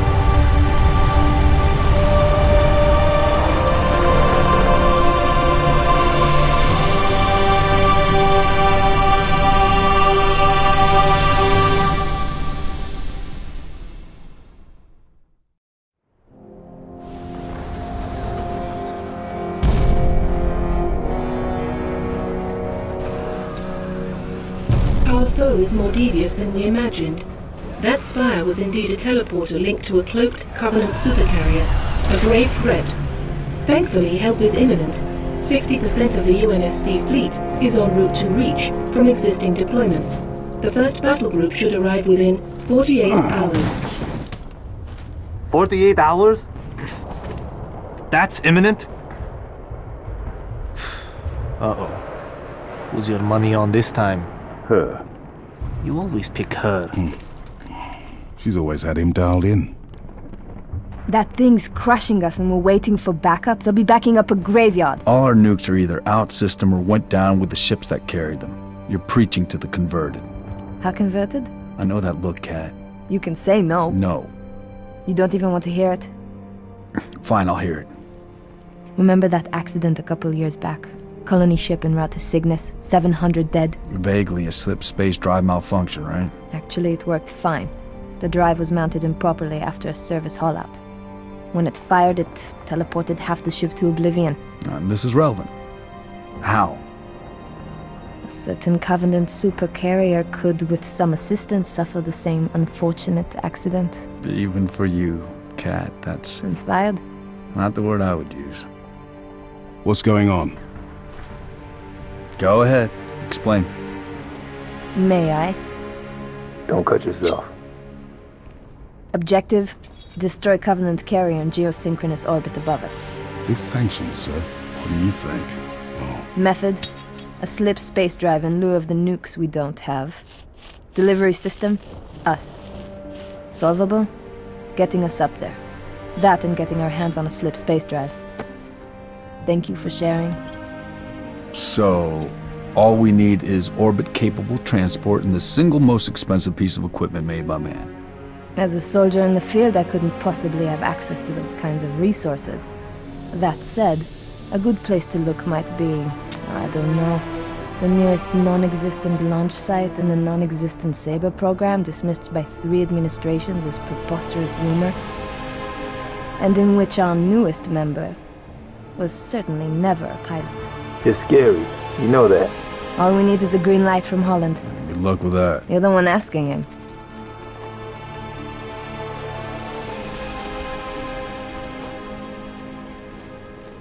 Well, there's no way in hell he's gonna go for this.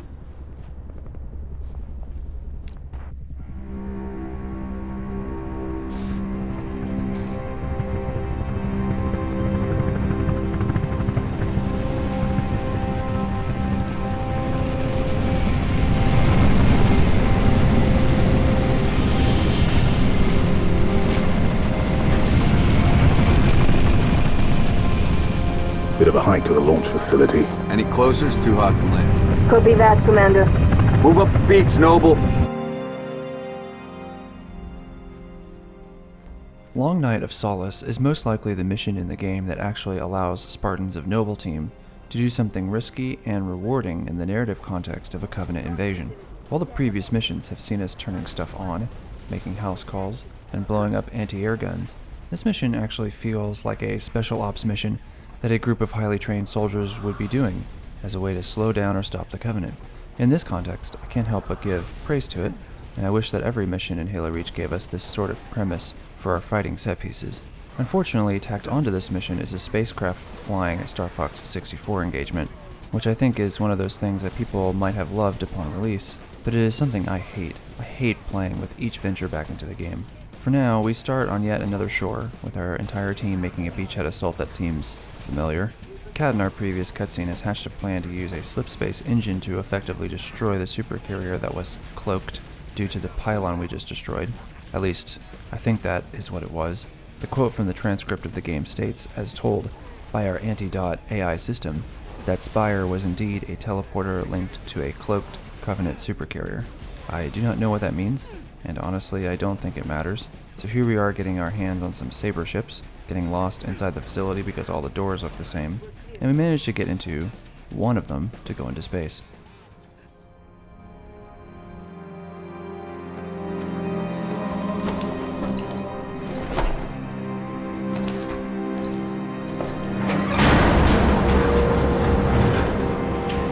Struts disengaged. Commencing launch in T-minus 5, 4, 3, 2.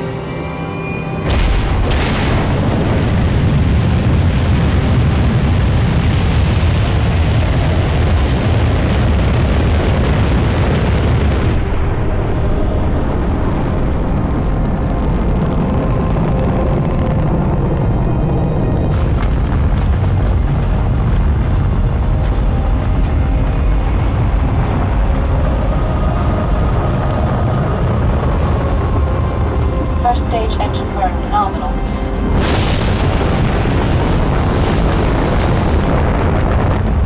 Stage separation in 3, 2, 1. Stage separation.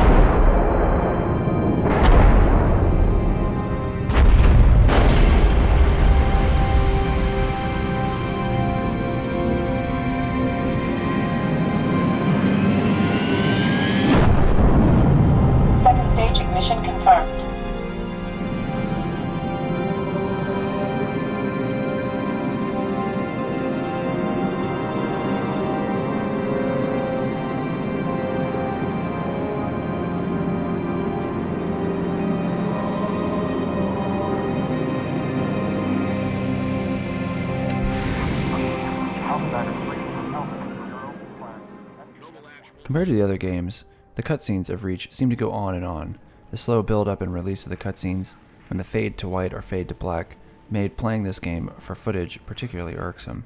In the first Halo, luckily most of that story, and the progression of the story, either occurred in voiceover or in cutscenes that were pruned to an inch of their life. That is because the technology was in such a state that the developers worked with less, so they knew what to emphasize. Sometimes progress in technology allows developers to give in to worse impulses, and to me these cutscenes are proof of that. Let's spend some time talking about the spaceship encounter, now that we're up here. I hate it. I think it speaks to a couple of problems. One is that Bungie wanted Halo Reach to feel big and bold like in Halo 3, yet their new graphical improvements made that either impossible or ill-advisable. So instead they are over-exaggerated the solution by creating a big set piece that has little to do with actual Halo combat, and instead is a sort of parlor trick to get us to forget about the Halo Reach combat formula for a little while. Second, the spaceships do not operate in a way that is at all novel or original. To anyone who has played anything going back to Star Fox 64 or Crimson Skies or whatever, this is par for the course. Third, playing this on modern hardware for some reason makes these sections far more difficult. On researching why, it appears it may have something to do with the fire rate of enemy ships possibly being tied to the frame rate of the PC. But I am not the only person who finds this section difficult. What you're seeing here is of course a playthrough with the deaths removed for your benefit. But trust me when I say, even on Heroic, this took some time. As I've played through the games, it's made me want to go back through and do a solo legendary run of the games for old time's sake. But there have been a couple of occasions that have spat in the face of that idea. One was the Jackal Alley of Halo 2, and another was this section. With the amount of time given over to this idea, you would think I would like this for its novelty. I have mentioned in the past how much I crave novelty in the Halo series, but in my mind this is not a novelty, it is a crutch. When looking at the vehicle sections of Halo Reach, we have to conclude that they are some of the worst. While I do like the Warthog moments in Oni's sword base, there is more combat than traversal than I would have liked, and this is the peak of the game. The Rocket Warthog section is far too short, the tank set piece is far too short, and goes through very narrow and repeated geometry better suited to the Warthog. The vehicles we see in other set pieces are set against the player, and the player can use them in these arenas, but they are just that, arenas. They are not vehicle set pieces per se. Instead they are elaborate scene window dressing. The Wraith tanks in these moments feel hampered due to a lack of space. Just think about Wraith tanks in the original Halo, which could throw plasma mortars from hundreds of yards downrange. There are a few moments in Reach where that happens, save perhaps for our Wraith in the Pillar of Autumn section, and a couple in the underground glacier outpost in the Mission of the Package. Technically this is a vehicle set piece because it has a vehicle, but the context is all wrong. Instead of fighting a wide assortment of infantry and vehicles, we instead linger in yet another arena, shooting other ships. Because the spectrum of enemies is narrowed, it certainly doesn't feel like a vehicle section as a result. It could have just as easily been the Glacier Outpost mission, as we have turrets attached to Anchor 9 to help us defend in a similar way to that firefight sequence. I'm out here, 6. Warning. M-Spec re-entry pack disengaged. I need your override. Warning. M-Spec re-entry. Cockpit depressurization complete. Canopy release lever armed.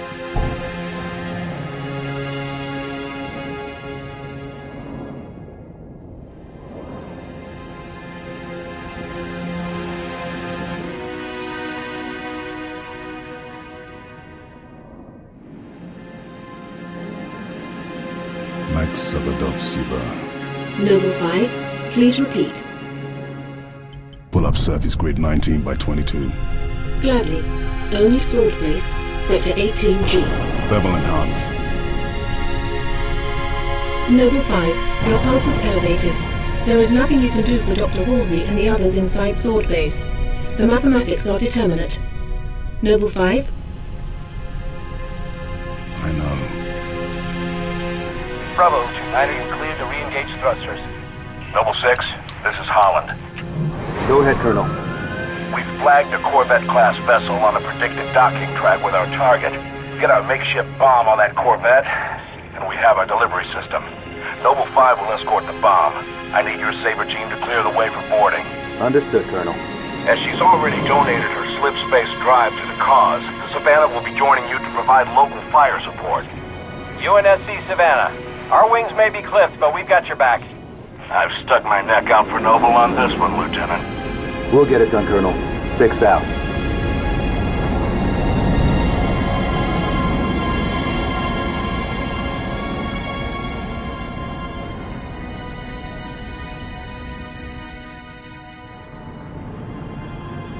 Target corvette sighted within visual range of nav beacon RA-15. We have visual. Target confirmed.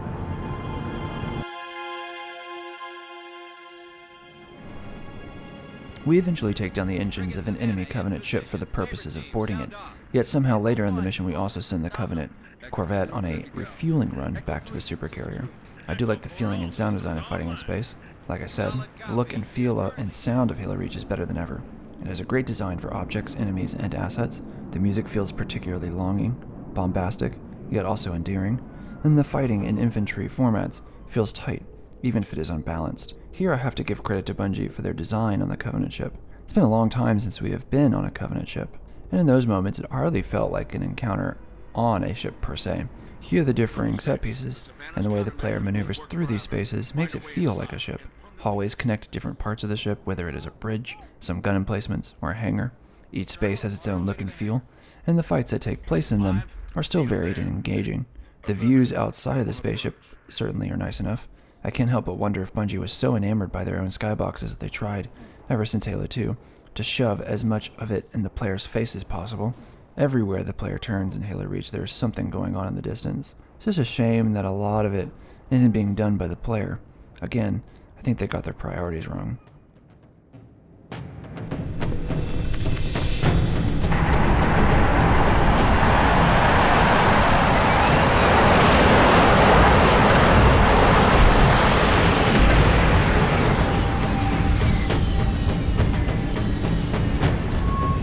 Powder keg is aboard, Colonel. Copy that. 6, get your fire team to the bridge. The Corvette's refueling run with the supercarrier will have to be initiated manually. Yes, sir. 5, stay with the bomb and discourage the curious. My pleasure. Hear that, Lieutenant? I'll be all by my lonesome back here. Make it quick, would ya?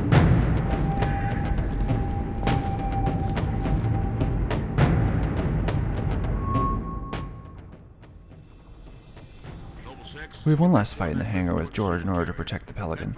Again, another arena fight against waves of enemies. Again, another firefight map. Interestingly, a player can pry themselves into the Pelican turret if they hold the button close to the front of the Pelican. The player cannot see anything, but this is a great tactic on higher difficulties and for legendary all skulls on runs in co-op. After this engagement, we have a cutscene with our first Noble Team death, George. In Armageddon style, the slip space event has to occur manually. Conflating these two sequences makes this somehow hilarious. Of course, George died in vain, as more carriers arrived to dwarf his sacrifice. I think George died in vain in a more alarming way, which is that feeling we get when we parse out the plot of Halo Reach from the story. If the Noble Team had remained with Halsey ever since their meeting up at Oni's sword base, it's altogether unclear if any of them would be dead.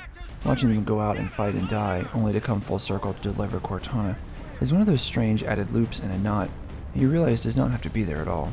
Across the levels, we get a chance to fight with each member of the Noble Team, and we have had enough time with George to, I suppose, make his death poignant.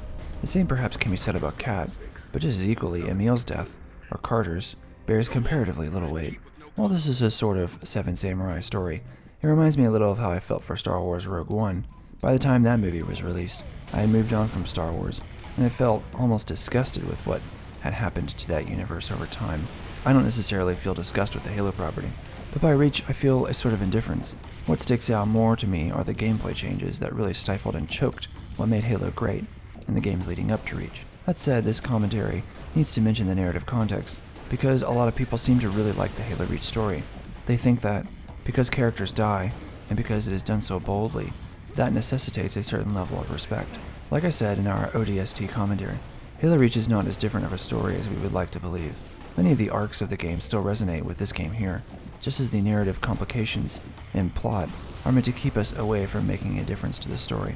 Here I hope the difference between plot and story becomes clear, because it is in this split that we can see the problem. Distance is closing on this vessel's refueling track with the Covenant supercarrier. 76 seconds to integrate. So, it's gonna be like that.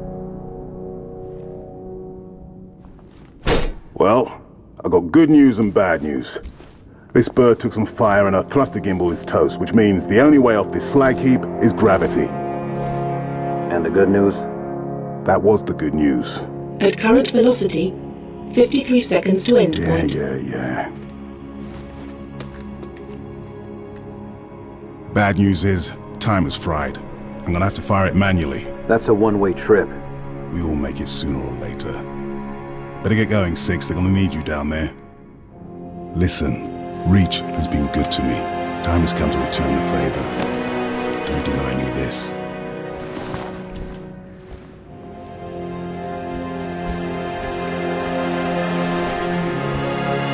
Tell him to make it count.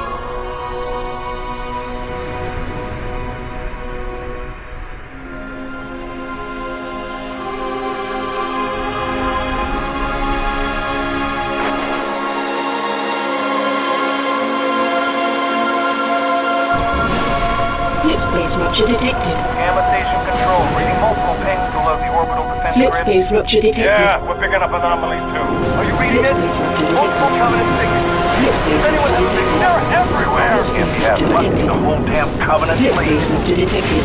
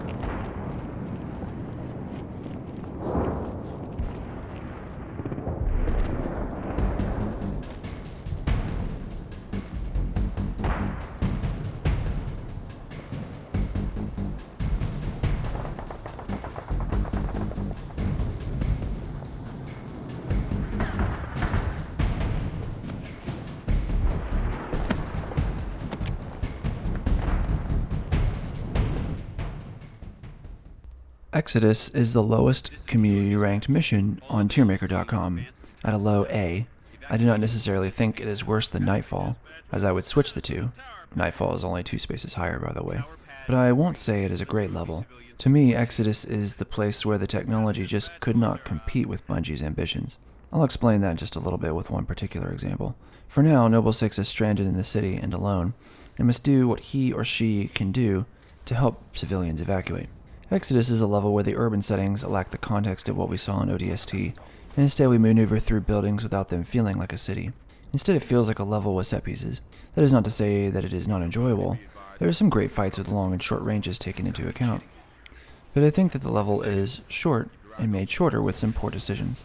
One is to have the beginning of the level use a lot of geometry with nothing going on, save for skirmishers and suicide grunts, only to follow that up with a little geometry used extensively. Along the way, we get some environmental detail of what looks to be an ongoing Covenant genocide as they continue their religious war. I think these hallway spaces and street sections are fairly well designed, and I'm confused as to why they kept these from getting the full treatment of enemies for the player to fight in solo or co-op. Shortly after, we are introduced to brutes for the first time in Halo Reach. Similarly, perhaps to Halo 2, where we get another enemy later as a way to vary up the canvas of the Halo combat. We have again Bungie holding off on using brutes until later. This makes some sections of Halo Reach far easier than it was with elites. I suspect this also came about because Noble 6 is fighting alone. Compared to earlier Halo games, Bungie seems reticent to push the player in combat. Gone are the days with invisible elites with swords, or multiple wraiths with hunters guarding banshees that the Master Chief has to grab in order to make it to the next section. When Bungie realized that the player is all alone, they got sort of nervous. I think one counter-argument to all my talk about the brilliance of 4-player co-op might be in the problem where Bungie simply could not predict the differences between one solo expert player and 4 beginner players, or vice versa. As a result, skulls in Halo become sort of a necessity. I don't think it's a coincidence that Halo 3 explicitly made skulls a feature, while also simultaneously allowing 4-player co-op, for the game that also happened to be Bungie's widest canvas yet, and perhaps of all the series. Here in Reach, these problems may have widened due to the shrinking amount of geometry and the power of the player character as a Spartan. Many consider Halo Reach to be one of the easier campaigns, despite the beefier enemies. In the Exodus level, I am leaving in a death because I instantly died from killing a civilian, because I stuck a brute with a plasma grenade, and he was holding a civilian close by. I think this is an insane addition. In previous Halo games, if a player attacked and accidentally killed a Marine, the game would not punish you with an instant death. If a player killed multiple Marines, they would actually turn on them and fight the player until they died. As we'll see in a later section, the design of Bungie actually does not care about civilians, but simply uses them as an aesthetic detail to add to the portrayal of the feeling of the level Exodus. When playing this, I actually did not know how I died, and I amounted it to walking in front of a Marine with a sniper rifle as they fired. But on looking back at the footage, the game informs the player that they killed a civilian. I, as a player, do not particularly care if all the civilians survive or if none of them do. Fiction is just not designed to handle this sort of narrative problem. As Joseph Stalin said, the death of one man is a tragedy, the death of a million is a statistic.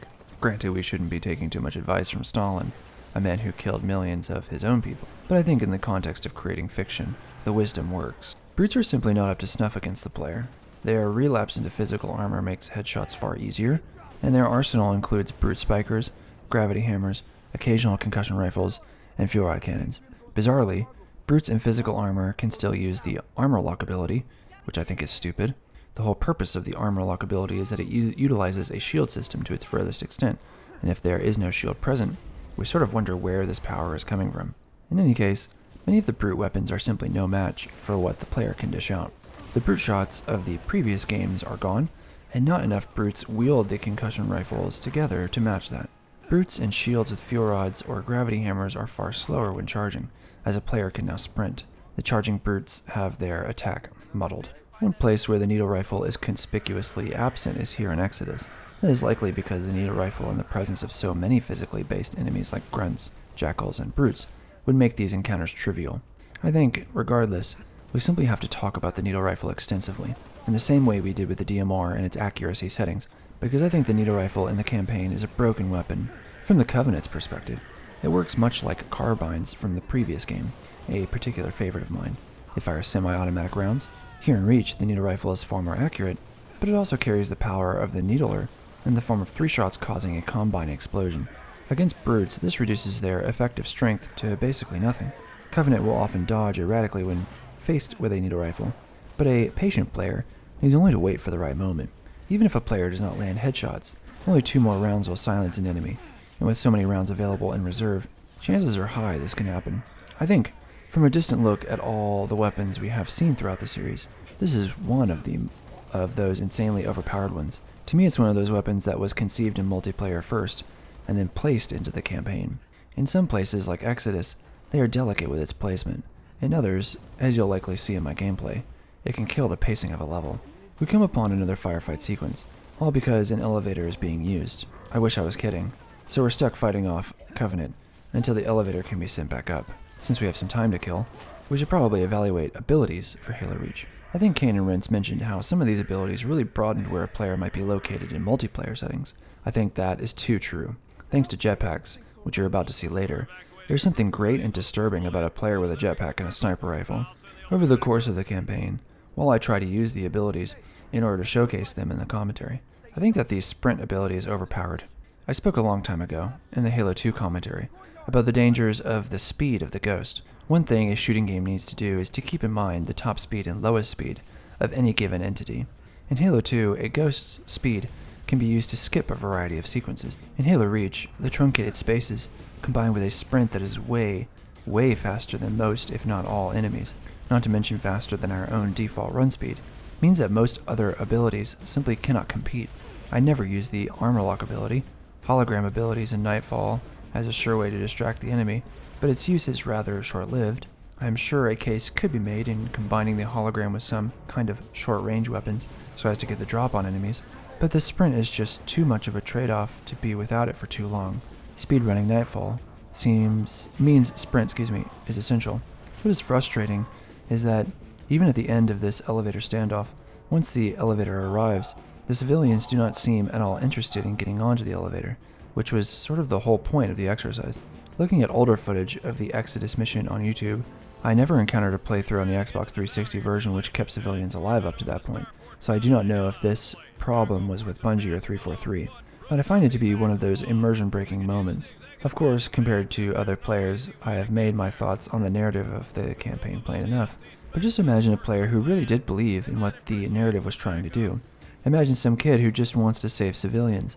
Having them stand around looking deranged, unable to move their little civilian feet into the elevator, would be maddening. This jetpack sequence lets the level breathe a little better. Perhaps it breathes a little too well. Here we have some of the longest sightlines in Reach, and what better way to exploit it than with the DMR. Here the power of the DMR over every single enemy in these spaces reveals itself. It's clear that the game wants me to use the jetpack to commit to the next space, and eventually I do, but not before standing very far back and picking off grunts, jackals, and brutes with headshots while they weave back and forth powerlessly. One awkward tidbit, again, isn't the friendly AI's ability to use jetpacks. I love the verticality of these spaces, and I sort of wish more time had been provided for jetpacks throughout the campaign, but I also understand it can be difficult to implement. In these intermediary moments, going up the rafters into the final set pieces of the second act, you'll see the AI die in my roster in the bottom left. Marines that the player encounters throughout the game will be enlisted into these spots, and will follow the player through the fights. The deaths here indicate that they jump and do not make it with their jetpacks, falling to their death horrifyingly. Oh well. Connecting two buildings, we have a stretch of lower stairs that is a no man's land for enemies, both underneath and embedded into the building on the far side. I quite like this set piece as a way to provide a shootout between Marines and Covenant, and the player must risk committing only when they feel safe, because if they don't, they will be quickly flanked on all sides. In some rare moments here, I use weapons that are not just the DMR and the needle rifle. The end result is okay. Compared to Halo 3, the weapons do not seem to mesh together in quite the same tableau. The gravity hammer is, as always, enjoyable, but it feels far slower. The focus rifle may be a great replacement for the enemy, but for the player, its constant beam does not work well with enemy hit detection. The free rod cannon is a weapon I have always considered very overpowered in the hands of a player, but here its power against the player seems high as well. It melts anyone close, and fires so fast and with such force that a player can either die or be blindsided for some chunk of time. This next set piece leading to the landing platform at the end is greatly assisted by the jetpack, as a way to get a vantage point over the enemy. The two turrets at the far end are very difficult to get rid of if the player can only go through the doors on the same level. The balcony above is an excellent flanking opportunity. We have our second and final on-rails moment in Halo Reach, this time featuring far more cinematic spectacle. Reach bothers me because there are so many moments where the game wants the player to sit back and simply watch the Halo movie they prepared. It feels counter to the whole philosophy of that first game. Much of the fighting that I do here is superfluous. I could have not shot at any of those enemies, the exception being the Banshees, and it would not have resulted in any difference for the player. If the player were to die on this Falcon, and if they were to have to repeat this on-rail section again, they would feel cheated. Even if they deserved to die for not killing the Banshees, they would feel cheated because they are literally strapped into a scenario they cannot escape from. Our final set piece concerns anti-air turrets in a firefight map arena. The anti-air turrets are embedded in two plazas that feel tight enough for infantry only, but I managed to squeeze a warthog through. Squeezing a warthog feels like the right phrase for a lot of this. In this set piece, you may even see me drive into a couple Marines. I think I killed one at some point. This base is just tiny for the warthog. It is a recipe for death against grunts and wraiths. There are 2 wraiths here as well. The wraiths can be easily dispatched if a player goes over the bridge that connects the 2 plazas. Here instead I showcase the active camouflage to knock some sense into them. I could have used the wraiths to eliminate the enemy in the main facility, but instead I decided to go on foot, as I have to enter the facility to turn on the anti-air turrets anyway. In Bungie's profound wisdom, they designed the arena to make the control panel accessible from the front terraced gardens. Some of these spaces are pretty incredible, honestly. I like this in both the campaign and firefight, though I think the presence of 2 wraiths makes it a bit stuffed. Seeing the infantry fight in the courtyard proper would have meant holding back a little bit. Fighting up the stairs could be really fun, and if the enemy had longer range weapons, there could have been shooting between both plazas in the final building, which would have made the abilities like sprint and active camouflage great to work with one's team to infiltrate the facility. Many environments in Reach are like this. It's a little too broad for infantry combat, given the weapons and enemy behaviors, but it's a little too close for proper vehicle combat in contrast to Halo 3, which had plenty of room. The enemies go down easily from a distance with DMRs and needle rifles, even ones in ghosts, so the spaces around infantry combat that are tangential do not feel as though they work well either. In our nodes and spaces terminology, we can say that the nodes are too small, and the spaces are too small as well. You are cleared for takeoff. Go now.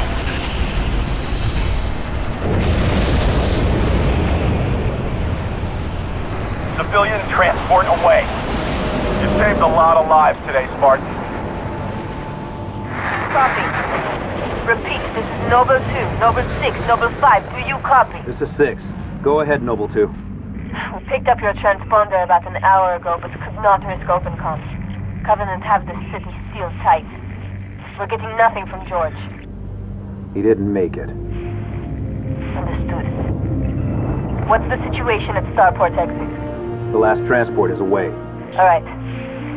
We're bringing you to us.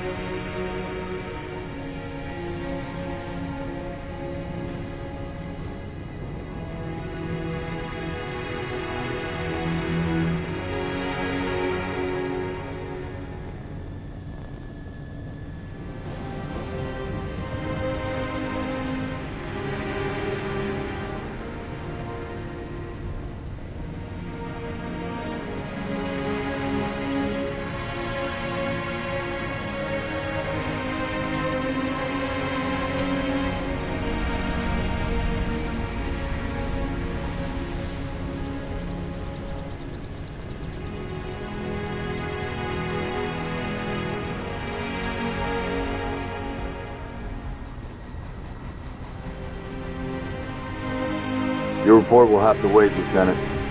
The Covenant are jamming all comms to command. Cat needs your help running a counter-op. It's good to have you back. Sorry I came alone. Make him proud.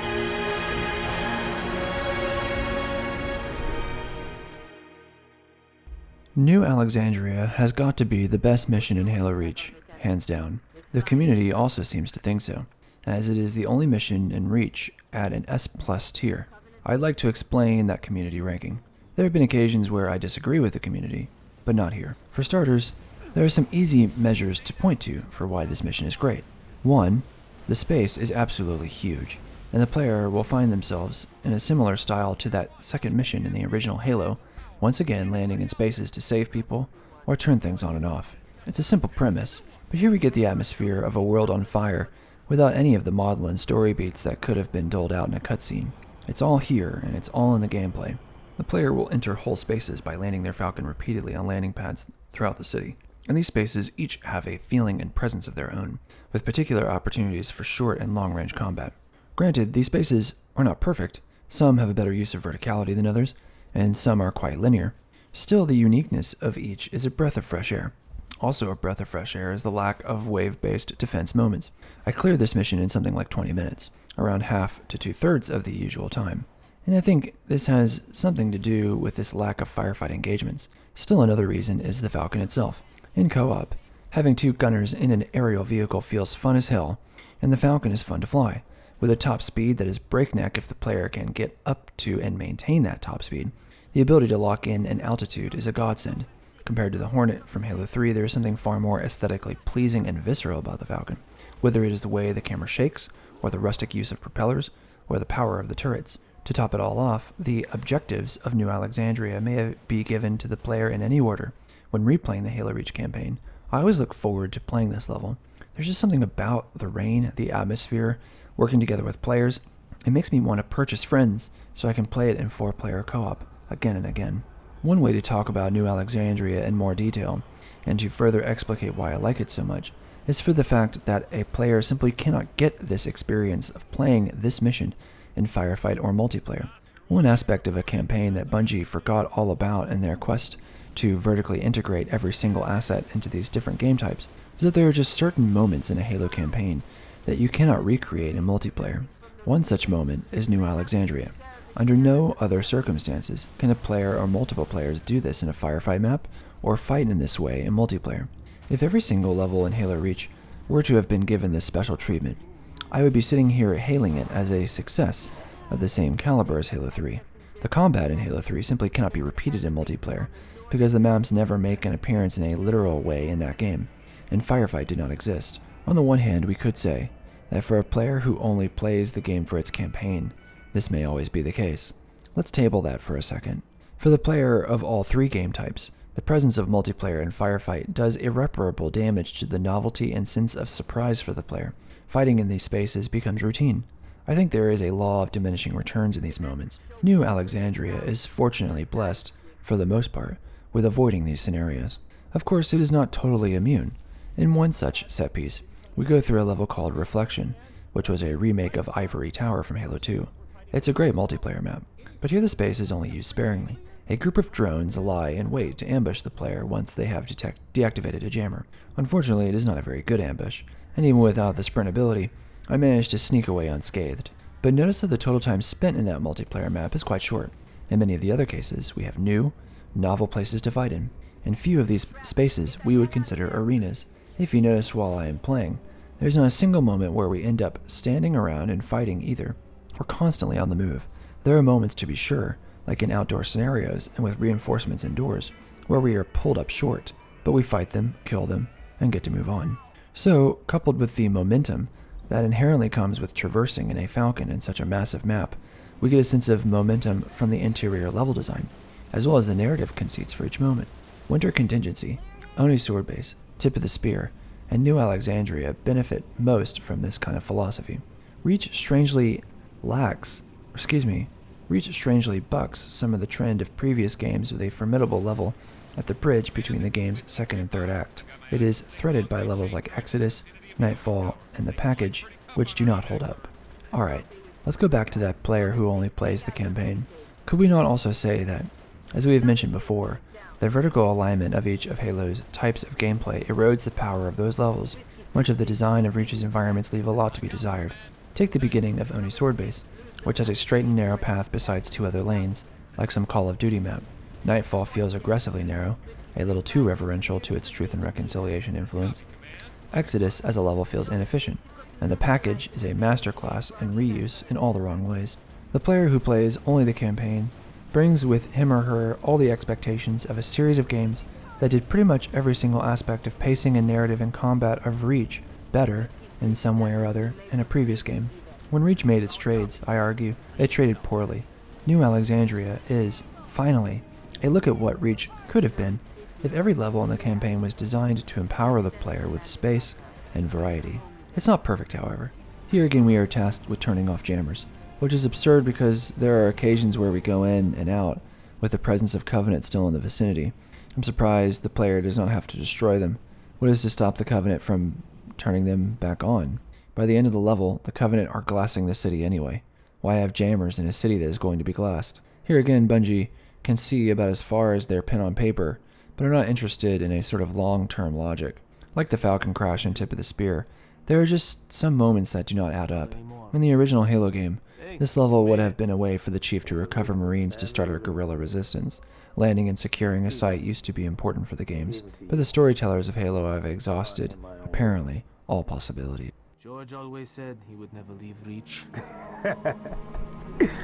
The big man was sentimental. He gave his life thinking he'd just saved the planet. We should all be so lucky. Sir, that true about Gauntlet Red and Echo teams assigned to civilian evac ops? Those are senior-level communiques. I hear what I hear. Point is, why put Spartans on defensive deployments? I need that link to SATCOM, Cat. Chasing it. But this console's got more shrapnel in it than transceivers. You didn't answer my question. You want to know if we're losing? I know we're losing. I want to know if we've lost. Colonel Holland, hailing us. What's he doing on an open channel? Let's hear it. In the southwest quadrant of the city. Over. Sierra 259. If you are receiving, I am authorizing override of radio security protocols to link with this channel. How long for a secure link? I can't guarantee secure anymore. Could Covenant trace it to us? I could. Noble Leader, this is a Priority 1 hail. If you are receiving, acknowledge immediately. Keep it brief. Carter here. Yes, sir. We got movement. Multiple Covenant vehicles vacating the area. And they're in a hurry. How often you see Covenant retreat for no reason? Radiation flare. Big. 40 million root guns. Just lost Holland. What's going on? Atomic excitement scrambled the signal. 90 million now. Source? Airborne. Close. How close? That close!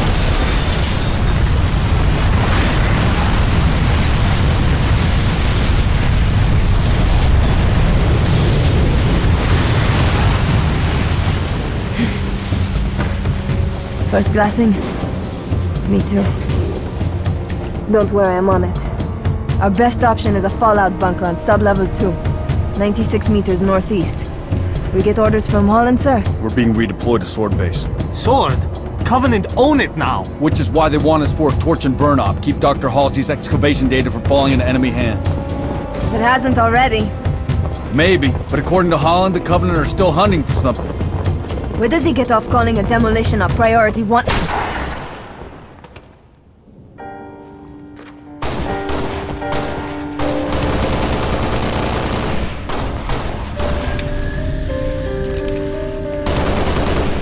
Come on, get in! Let's go, come on!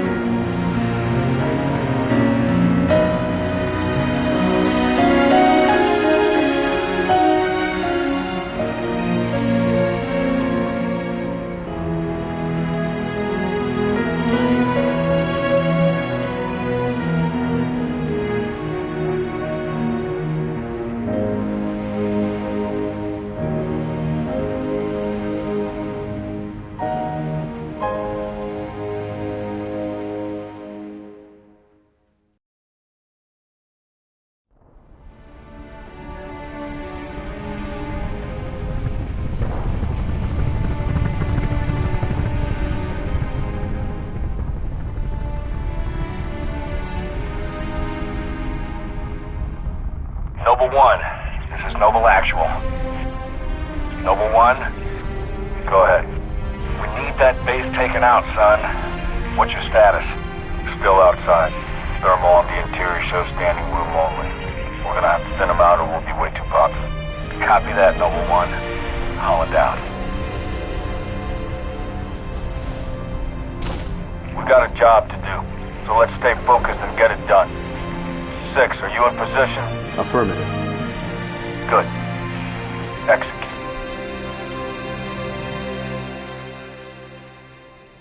Speaking of exhausting all possibilities, we have the package, which is a mission I do not care for. It's a middling level according to the community, and the reasons are obvious. First, we reuse Oni's sword base. I have been on record as stating that reuse is necessary and even encouraged by developers. But here we replace the Warthog with a Scorpion. Using the same geometry that was meant for a Warthog for a Scorpion is a disaster. The Scorpion is slow and clunky, and its ability to tread over ghosts is non-existent. I was cursing out loud trying to drive over ghost debris, and because the paths are so narrow, there are relatively fewer options. Yet again, on the path to the underground Oni base, we fight ghosts, but eventually we have to take out anti-air turrets at the very place where we turned on anti-air turrets in the second mission. Alright, while we're on the subject, I suppose we had better get it out of the way. Bungie seemed to have turned this love of anti-air objectives from a novelty into a fetish. I do not really know why this happened. Eerily, when I see these anti-air turrets, I think of the Scarab. In a very similar way, these turrets look like Scarab designs, but they also have an added feature of supposedly needing to be entered in order to be destroyed. As you'll see, entering them is not necessary. In a way, these turrets become the Scarabs of the game, an objective that the player must attend to with their physical presence. The contrast between the Scarab and these turrets sort of encapsulates everything that Reach sacrificed on the pedestal of graphical fidelity. The bombastic and fun power of Spartans has been relegated to tactical projects that amount to little more than toggling switches and blowing up enemy assets. I lost count at this point how many times AA turrets were mentioned or used directly in a combat engagement. But we are still not done yet. The end of Reach involves using a MAC gun to end the game. We take Emil's place as the gunner. I'm mentioning this now because as we get to the end of the game, I'd like to start evaluating Reach and the series as a whole. What is the benefit of moments like this? All it really reveals is that Bungie did not have the narrative momentum to keep the player narratively engaged with plot development. This feels similar to sitcom television. One can engage with each episode, even out of order, and it has only tangential relation to the characters. It is only those few episodes that make a difference. In this case, it's Winter Contingency, The Package, and Pillar of Autumn. What we do in between is circumstantial. Anti-air turrets are a fetish because a fetish is defined as an object with a sort of magical property, often one that takes a sexual leaning. But fetishes exist for people in places beyond the erotic. People consider Halo Reach a labor of love, and in some ways I think it is. But I also think that Bungie might have been likely tired of the Halo world at this point. I consider the idea of coming full circle and delivering Cortana to Captain Keyes to either be a narrative form of cheating. It really isn't a new standalone story. Bungie had to lean on its old story in order to make this one seem important, and along that path we get it all. Yet another forerunner structure, Halsey revealing how important Cortana is to the story. A veteran player is a little too aware of that, and a introductory player does not care. In the other games, the narrative was a conceit for cool shit to happen. That is not the case in Halo Reach. Instead, the story of the Spartans is hedged in mechanical ways and narrative ways. Bungie supposedly cared about these Spartans, but the machinations of the story, to me, contradict that. The Scorpion set piece, as a result, feels like pandering to fans, but in such a poor context. It's one of the shortest moments, shoehorned into a space it does not belong. Similar to the Gauss Warthog, we sort of wonder why they even bothered. I would have rather had a Warthog in these moments, or simply done the mission on foot, with more structures along the way.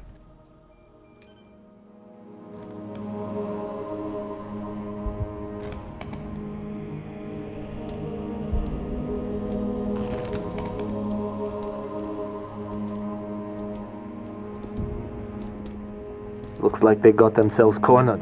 Or were committed to the position. I'm going with cornered. There's nothing here. No load-bearing columns either. Sir, if we're supposed to blow this place, this ain't the spot to do it from. Dot, check your vector. Vector confirmed, Commander. We are precisely where Oni has directed. Apologies. Coordinates revised. Please confirm? Revised? By an AI of unknown origin, whose clearance is well above my own. Well, it's pointing us a click and a half east and 2,000 feet underground. I didn't bring my shovel, Commander. Sir, I say we go AI free on this one. Obviously, these coordinates are junk, and the longer we go chasing... What is this, Dot? Our revised route, Commander. All right, we came this far.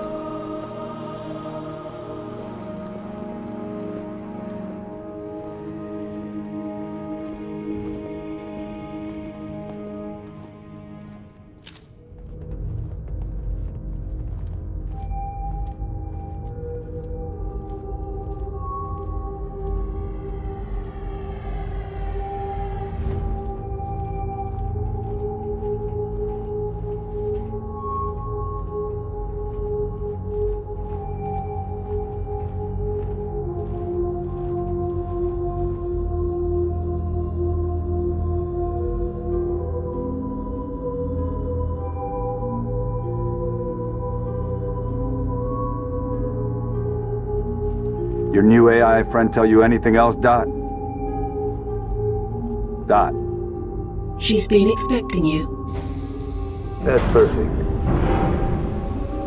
Apologies for the unusual security measures, Commander, but the stakes demand it. Dr. Halsey, casualty reports have you listed as... Yes, well, as they say, news of my death has been greatly exaggerated. I only wish the same could be said of the rest of Noble Team. We all do, ma'am. It may please you to learn that the data module Noble 2 procured from Visegrad Station contained precisely what my scientist promised. A latchkey discovery. It has unlocked, at last, the secrets of this excavation. Not sure I understand. Your orders were a pretext to bring you to me, and have been overridden.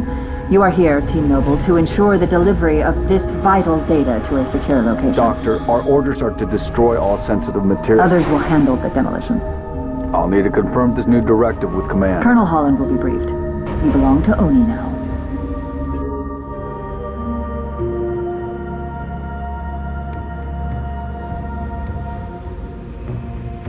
Before you is an alien artifact neither human nor Covenant in origin, advanced beyond our comprehension, until now. Thanks to Noble 2, the decrypting of its data is nearly complete. Whatever we're doing down here, we better do it quick. Have your data ready, ma'am. We're coming to you. The decrypting process is still underway. I don't think you understand. We're out of time. If it isn't portable when we reach you, it's gonna get buried. Bury any of it, and you bury mankind's best chance for survival. Commander, you've been wondering what your Spartans died for? They died for this. Please, buy me all the time you can.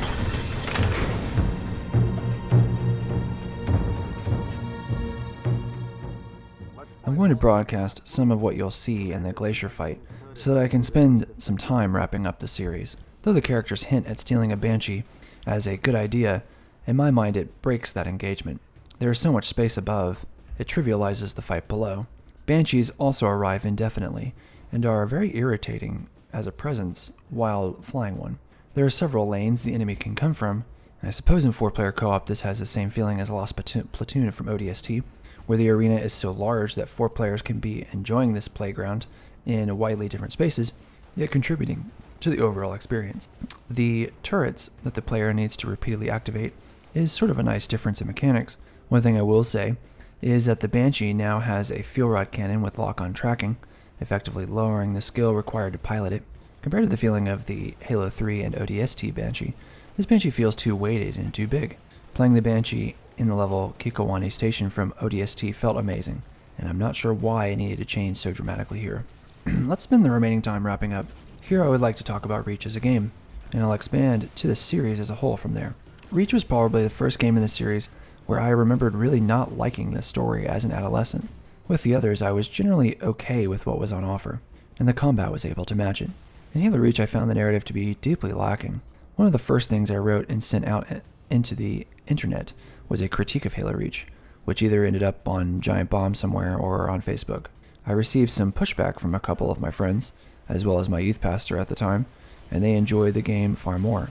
I think from this perspective, I care less about the story, as I see now that all the stories have some problems, and I care more about the mechanics that attach themselves to that story. Reach is a beautiful game, and holds up remarkably well graphically. On all fronts, the player models look stunning, and the environments are varied and beautiful. The guns shoot well and feel physically present in our hands and out in the field. The vehicles feel robust and weighty. The enemies are beefy and offer great hit detection and provide feedback. The explosions sound great and throw bodies around wonderfully. I think in terms of the scenes of infantry combat, it's never looked better. But I think the influence of contemporary games like Call of Duty affected Reach in negative ways. Grenades feel so reduced in power, to the point where a player can stick an elite on heroic and all it does is piss the guy off. The DMR and needle rifle are dominant strategies, to the point where it is better to shoot the pilot of a Ghost than to take it down with another vehicle, or boarding, or with high explosives. As a result, the combat takes on a sterile and cowardly approach. As a viewer, you do not see this, but there were many times where I did try to play close quarters like in Halo 3, brawling with the enemy up close, and I ended up dying. In the next attempts, I kept my distance and picked enemies off, and this worked every time. This turns Halo into a shooting gallery. Halo Reach, as a result, has a massive problem of space.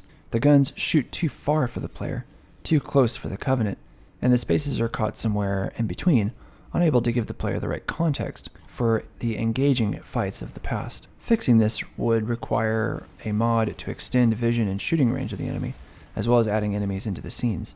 In 2010, this was obviously not going to happen. Perhaps I am wrong, and making these changes would be disastrous.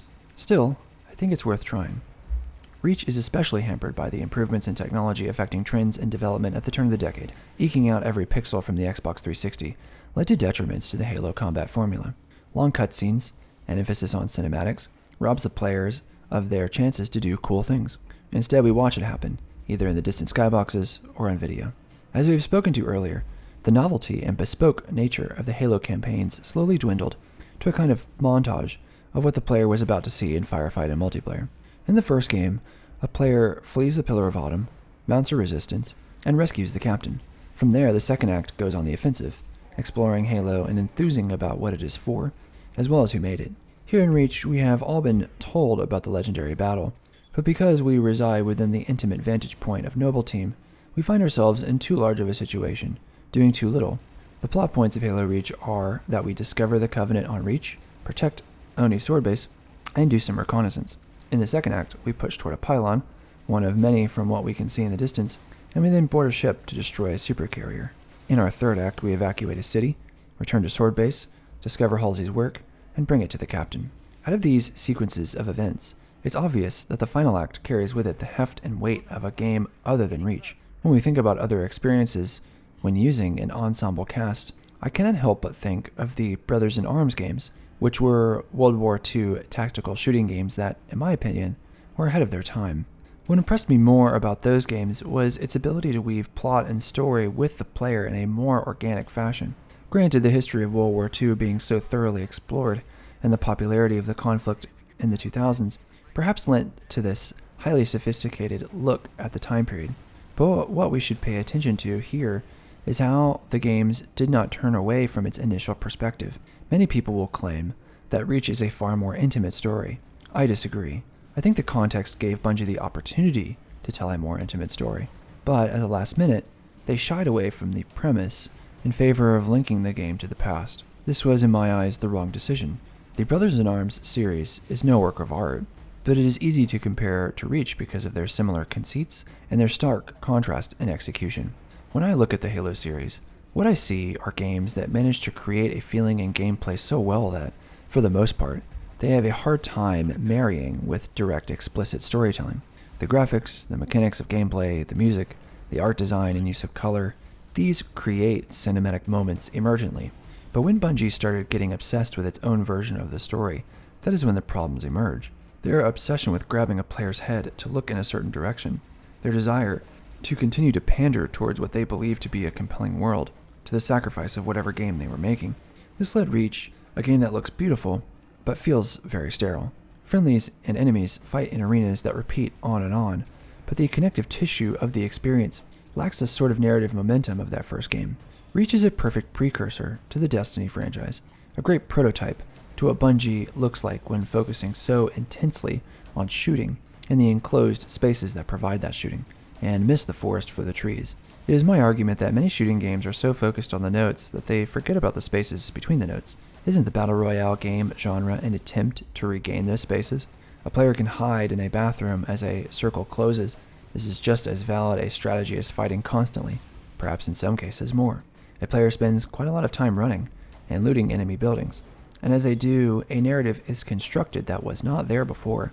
I cannot deny that there is a certain athleticism and prowess to Halo Reach that makes it fun to play, especially for a veteran Halo player, but I also happen to think that, when replaying, I need more meat on the bones of what the significance of all this shooting is for.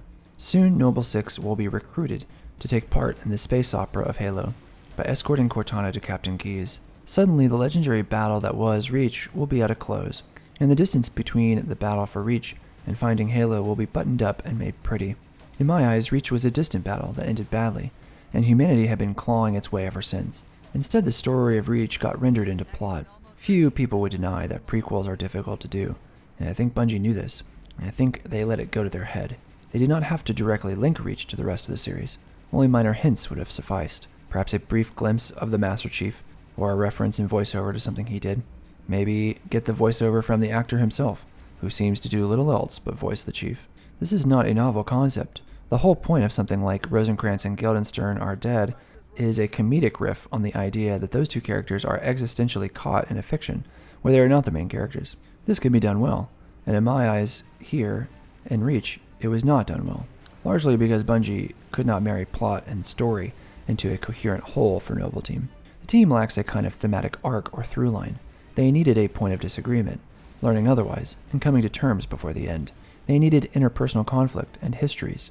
Remember, in Brothers in Arms, what those characters do absolutely cannot matter. That is because World War II takes place in history, and we do not know about these people specifically in that history. That is a constraint that Reach should have abided by. Halsey states that Cortana is the reason the Spartans of Noble Team died. One wonders why they needed a reason at all.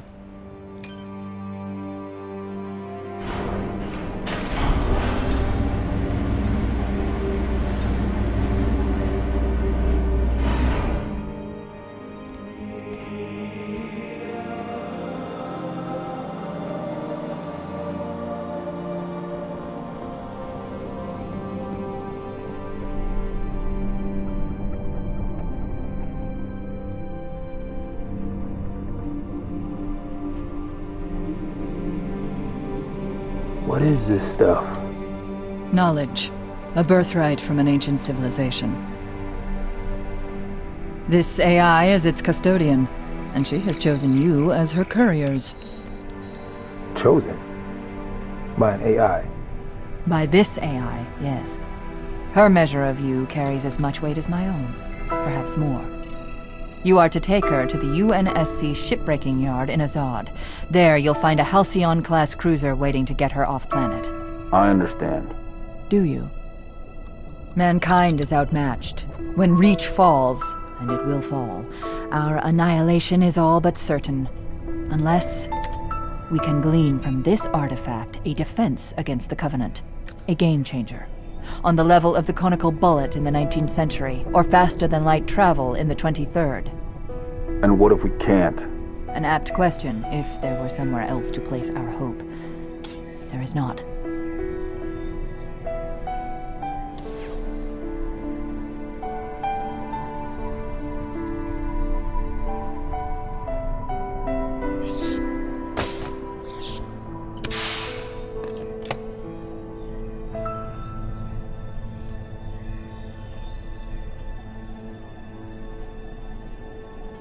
Take it, Lieutenant. She has made her choice. Do you have it? Yes. Say the words, please. I have it.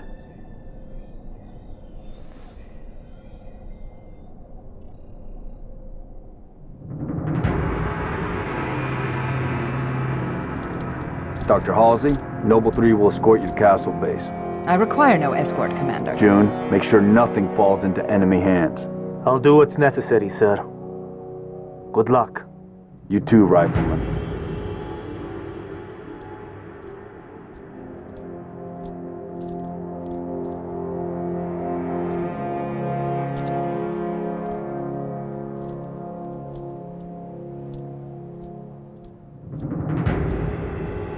I need a heading, Dot.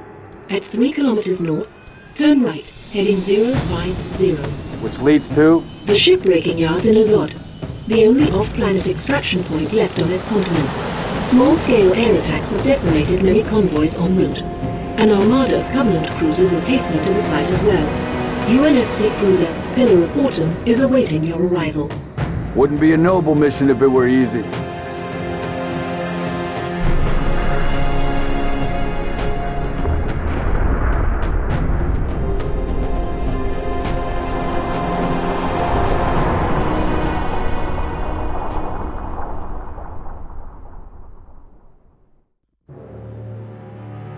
Noble Leader, seek immediate medical attention.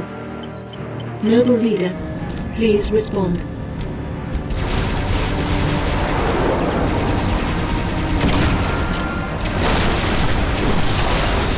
Please respond.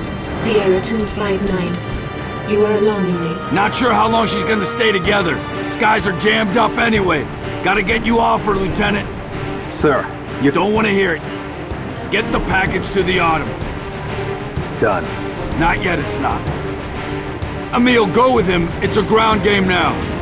It's been an honor, sir. Likewise. I'll do what I can to draw their fire. 6. That AI chose you. She made the right choice.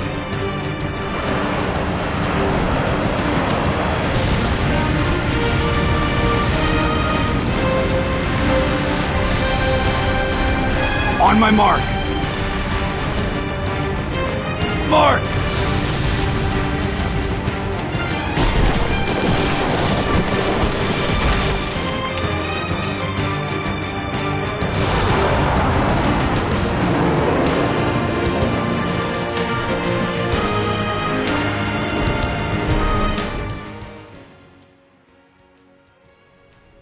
The final mission of Halo Reach consists in some infantry sections, a brief mongoose drive, some more infantry fighting through several Covenant set pieces, and then a firefight sequence. We end with the Mac gun. We've seen all these moments before: high vantage points, vehicle moments with intense cinematic events. We have drones that arrive when getting towards an exit of a set piece. We have an arena where we fight off waves of enemies. I'm saying this all now so that I can spend some time evaluating the Halo series as a whole, which is what we're going to do now. I apologize if there was something in Pillar of Autumn that you wanted me to mention. I think as ending missions go, it does not hold a candle to the Maw, though it is strangely similar to ODST's Coastal Highway in thought and execution. I think by this point in the game, Bungie was caught in its own design decisions, and the level basically writes itself, which may be the intention of narrative design in the way that it kowtows to gameplay. I think in narrative design, there's no better game in the series than Combat Evolved. I don't think this is a bold statement. That game marries combat and story, as well as some of the best game narratives with shooting, and will be remembered, like Alien or Blade Runner, for managing to express science fiction iconography in such a way that it addresses psychological needs in many different cultures. I think in gameplay, Halo 3 is the refined and best foot forward of what exactly Halo combat is in distinction from other shooting games. It was big and bold, and yet the game, despite its multiplayer success, managed to provide encounters in its campaign that are difficult to come by in multiplayer, giving loyal campaign players a chance to be wowed. 4-player co-op in Halo 3 with its big space, not to mention its explicit scoring system and use of skulls, really broadened the formula for what enjoyment could be in a Halo game. The rest of the games, either in narrative or in gameplay, fall under these two tentpole releases. ODST cannot live up to the gameplay of Halo 3 in its stifled setting, but it speaks to narrative design in an alternate way to Combat Evolved, even if its tone and atmosphere clash in a way that the original game kept as consistent. Halo Reach has unparalleled art design, but its gameplay has too many dominant strategies, and both single-player and co-op feel stifled in its spaces. Its narrative has a firm foundation in the lore of Reach, but it was unable to leverage that premise into narratives that exemplified what Halo was outside of its space opera. Halo 2 was, in its historical context, a mess, and it reveals itself as the black sheep of the family, in both narrative and mechanical design. Some of the best vehicle set pieces, while being introduced in Combat Evolved, occurred best in the combat encounters of Halo 3. If a player desires the use of vehicles for traversal and exploration, then Combat Evolved is more of a winner. Some of the best infantry encounters occur in Halo Reach, though there is a case to be made that the sponginess of enemies in Reach breaks the excellent feeling of Halo 3. In campaign design as a whole, nothing beats Combat Evolved. Each mission addresses an avenue of combat and provides a narrative twist that makes each one feel unique, and careful attention was paid by Bungie to sacrifice aspects of the mission in particular for the campaign as a whole. Whether it was getting rid of the Magnum pistol in Truth and Reconciliation, or in preventing epic long-range encounters in Silent Cartographer after that first beachhead assault, the feeling of each mission brings with it a new perspective. In this way, vehicles were not toys for Bungie for the player to play with, but all a way to diversify the campaign. Halo would largely never get this back. Halo 2's dual mission structure lacked a flow or arc to its gameplay or art design, while Halo 3's dual mission structure relied on similar fighting styles that crescendo into a lame duck final act. Halo Reach's attempts at variety feel like pandering, with a dwarfed tank set piece, and other vehicle set pieces which feel like fan service, or are simply on-rails shooting events, so we can look at all the hard work the narrative does to make up for an absent, close-knit, intimate story. The central goal of this commentary series was to invite the idea of a developer learning all the wrong lessons.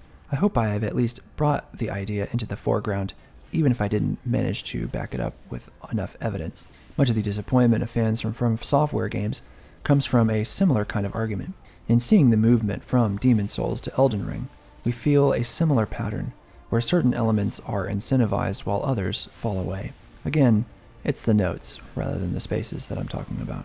In video gaming, I have long assumed, like others I have talked to, that sequels are unquestionably better than their progenitors, because of the combined rise in technology with the added skill and knowledge of the form and the intense graphical improvements. People point to Assassin's Creed 2 over 1, for example, but as I have gotten older, I no longer think that this sequel philosophy is always true. By Assassin's Creed Valhalla, a player might wonder what they are still doing that meets the criteria of Assassin. None of us question that video games are obsessed with remakes and sequels, because we know that making a game is hard. One thing we can applaud Bungie for is how they never rested on their gameplay as being finished. Each game, even when they did not have to, as was the case with the Flood in Halo 3, they believed in and leaned into any kind of change. But for any developer who is so focused on a work for a decade, we also have to admit that this may cause some unintended consequences. Halo games are shooters, so by Halo Reach it is the shooting that is most important, to the sacrifice of the grenades, melee, and vehicles inhabiting those spaces. It even managed to erode perhaps a certain narrative momentum and pacing that the original Halo had. We can no longer talk about the form of a game without also mentioning how this form is made up of certain decisions that do things to other aspects that we might not expect. In much of Halo Reach, for example, Bungie was so focused on shooting that they forgot to make a plot to put it all in, and so the player ends up turning anti-aircraft turrets on and off. Bungie was so focused on cinematic spectacle that it forgot the power of Cortana's voiceover in the original Halo. One might even speculate that Cortana, in a symbolic way, died in Halo 3, as ODST and Reach dropped her point of view entirely. This is in an environment where BioShock was using voiceover, with audio logs, to great effect. Halo, and the rest of the gaming market, became obsessed in the 2010s with a narrative design that was further bifurcated from its gameplay, sometimes to absurd degrees. Luckily, in the 2020s, as is showcased by games like Hades, we have hopefully come out of this. But as much as I hate to admit it, because I love Halo, Bungie helped to invite this trend. Destiny reinforced it. With Bungie's next game taking on the marathon intellectual property and a focus on the extraction genre game type like Escape from Tarkov, Bungie stands at a crossroads where they will need to decide how best to apply it. In my eyes, they never got back in narrative what they had with the original Halo.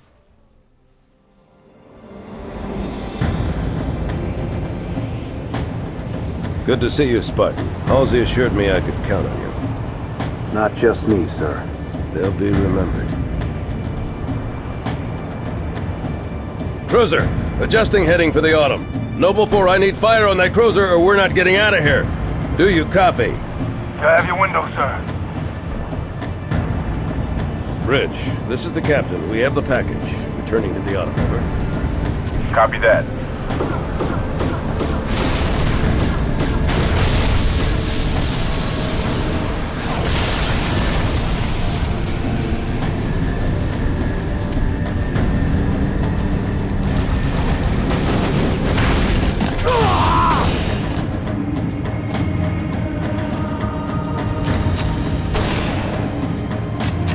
next? I'm ready! How about you?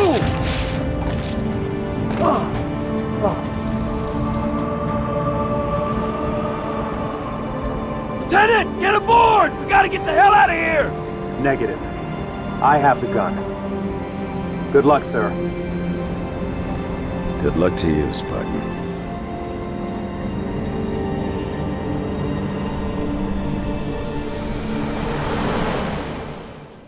If I was asked what Halo combat did that still resonates with me today, having played these commentaries, I would say that Halo manages to feel embodied, where the physicality of being an avatar in a world is at its peak. Climbing in and out of a vehicle is a robust, physical endeavor. Melee attacking a grunt, and seeing it splay out is a very visceral, physical feeling. These never occurred in arena shooters, and they hardly occurred in tactical, realistic shooters later. Bungie's emphasis in the later games on its physics systems, with objects and vehicles and bodies flying, is a thematic accentuation of this embodied physicality. Any developer who wants to make a Halo game in the future needs to know this. What is fascinating about this description is that it speaks little to the shooting, per se. Even though Halo is a first-person shooter, its shooting feels embedded among other seemingly not shooting things, but these things are nonetheless important in creating the atmosphere of what a Halo game represents. If a game wants to repeat that elegant Halo feeling without the narrative pull, I would recommend a developer start there. Good, Spud. All stations, brace for cast-off.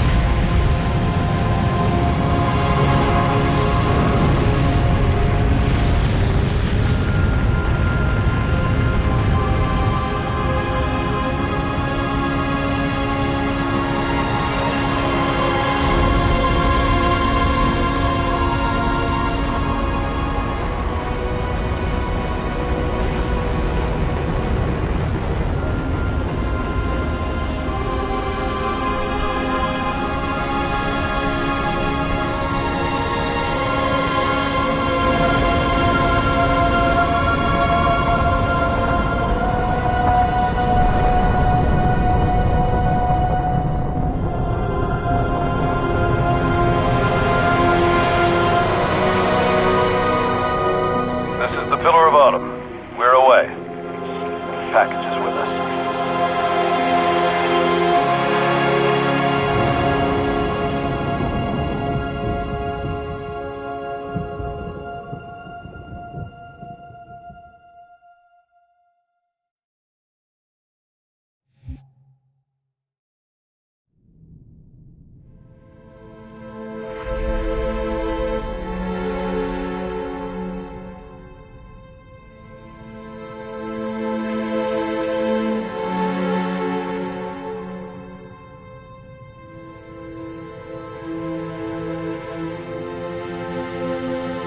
Cortana, all I need to know is, did we lose them? I think we both know the answer to that.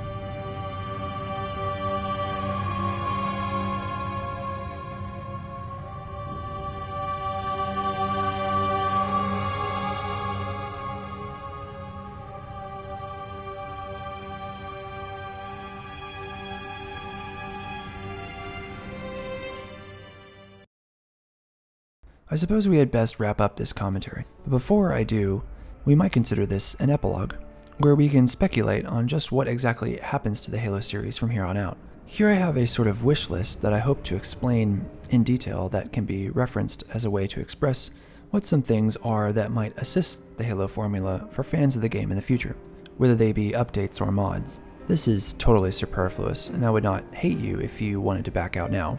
First and foremost, I want an official ray-traced mod for Halo Combat Evolved. The scale of the game, its darkness, and its use of color, combined with a simple set of textures, are simply begging for this. The bright combat of plasma weapons and gunfire make this an absolute necessity, and I don't think I'm alone here.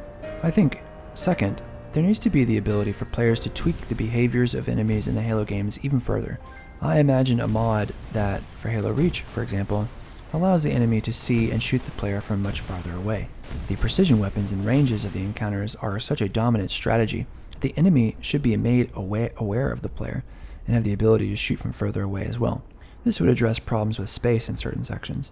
Another mod that I think is important would be the ability to easily switch or remove certain weapons in the campaigns. If a player wanted to get rid of, say, the beam rifle in the Halo games, they should be able to replace it with a comparable weapon, like the carbine. Or, if the enemy is locked to a weapon type, that enemy could be replaced as a whole. One mod that already exists that I am grateful for is simply the ability to double the number of enemies in the game. These types of mods can really stretch our perception of what Halo is and can be. Players will always prefer changes in behavior to health when thinking about harder enemies, so I imagine a Halo game on heroic difficulty with double the enemies might be more fun than a Halo game on legendary with a skull on. You get the idea. I think 4-player co-op across the board for all the Halo games is a must. There are going to be people who say that the balance of the game would be screwed up. I'm less interested in this, as there have been skulls to address that sort of problem for a while now. I think Halo 1 and Halo 2 could benefit from a certain parity with the rest of the games, where a family or a group of friends could take the experience with them all the way.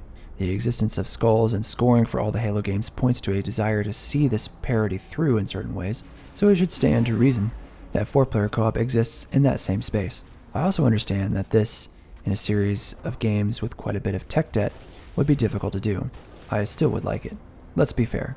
Any of these added options, I would gladly pay for. Something that is being added already is more skulls. I suppose in an environment where we cannot tweak the game as specifically as the methods I've mentioned earlier, then skulls will do. Many of these new skulls are silly, like the new Acrophobia skull, but I think they are cheap solutions to add variability to the campaigns. I think a first-person mode for vehicles would dramatically alter the feeling of each game in a way that would make playing through the campaigns a great benefit. First person for fans of the series would add a nice twist that would make the combat more visceral, if a little nauseating. Okay, let's wrap up. Bungie's involvement with Halo changed console gaming and shooters for quite a long time, for both better and worse. In the transitioning years of technology between the explosion of high-powered consoles to the growing PC market, Halo bridged the gap for fans of shooting, like me, to grow up still loving them. Much of my deep fascination with Halo is embedded into that first game, but I still had plenty of fun in the years after. Halo will likely be mostly remembered as an incredibly well-designed watershed moment for games, and similar to first-person shooter campaigns like Modern Warfare or Titanfall 2, it will be remembered as one of the better ones in this era. Halo is now a pale imitation of what it was in those years, with a company stifled by Microsoft itself, and with Microsoft's acquisition of large developers like Bethesda and Activision, it seems less interested in their flagship intellectual property that brought their company into gaming, and more interested in simply adopting content like a Daddy Warbucks to Orphan Annie's. But then again, truth be told, after playing these Halo games again, I'm not sure if Halo would have survived the transition into our new era. Open worlds, battle royales, these changed shooting engagements profoundly, to the point where the Halo identity would have needed either to be incredibly sophisticated and articulate with its old formula, or Halo would have needed a paradigm shift of the kind that would have made it effectively not a Halo game. Luckily, the Halo series now rests as an artifact, if a tainted and maladjusted one, in the Master Chief Collection. If you have made it through all of my commentaries up to this one, I am deeply thankful for your attention and your time.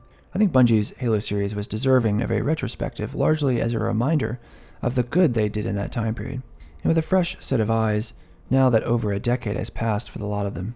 This has been a commentary for the Halo series, some of the best shooting games we have seen since its inception over 2 decades ago. It didn't take long for Reach to fall. Our enemy was ruthless, efficient, but they weren't nearly fast enough.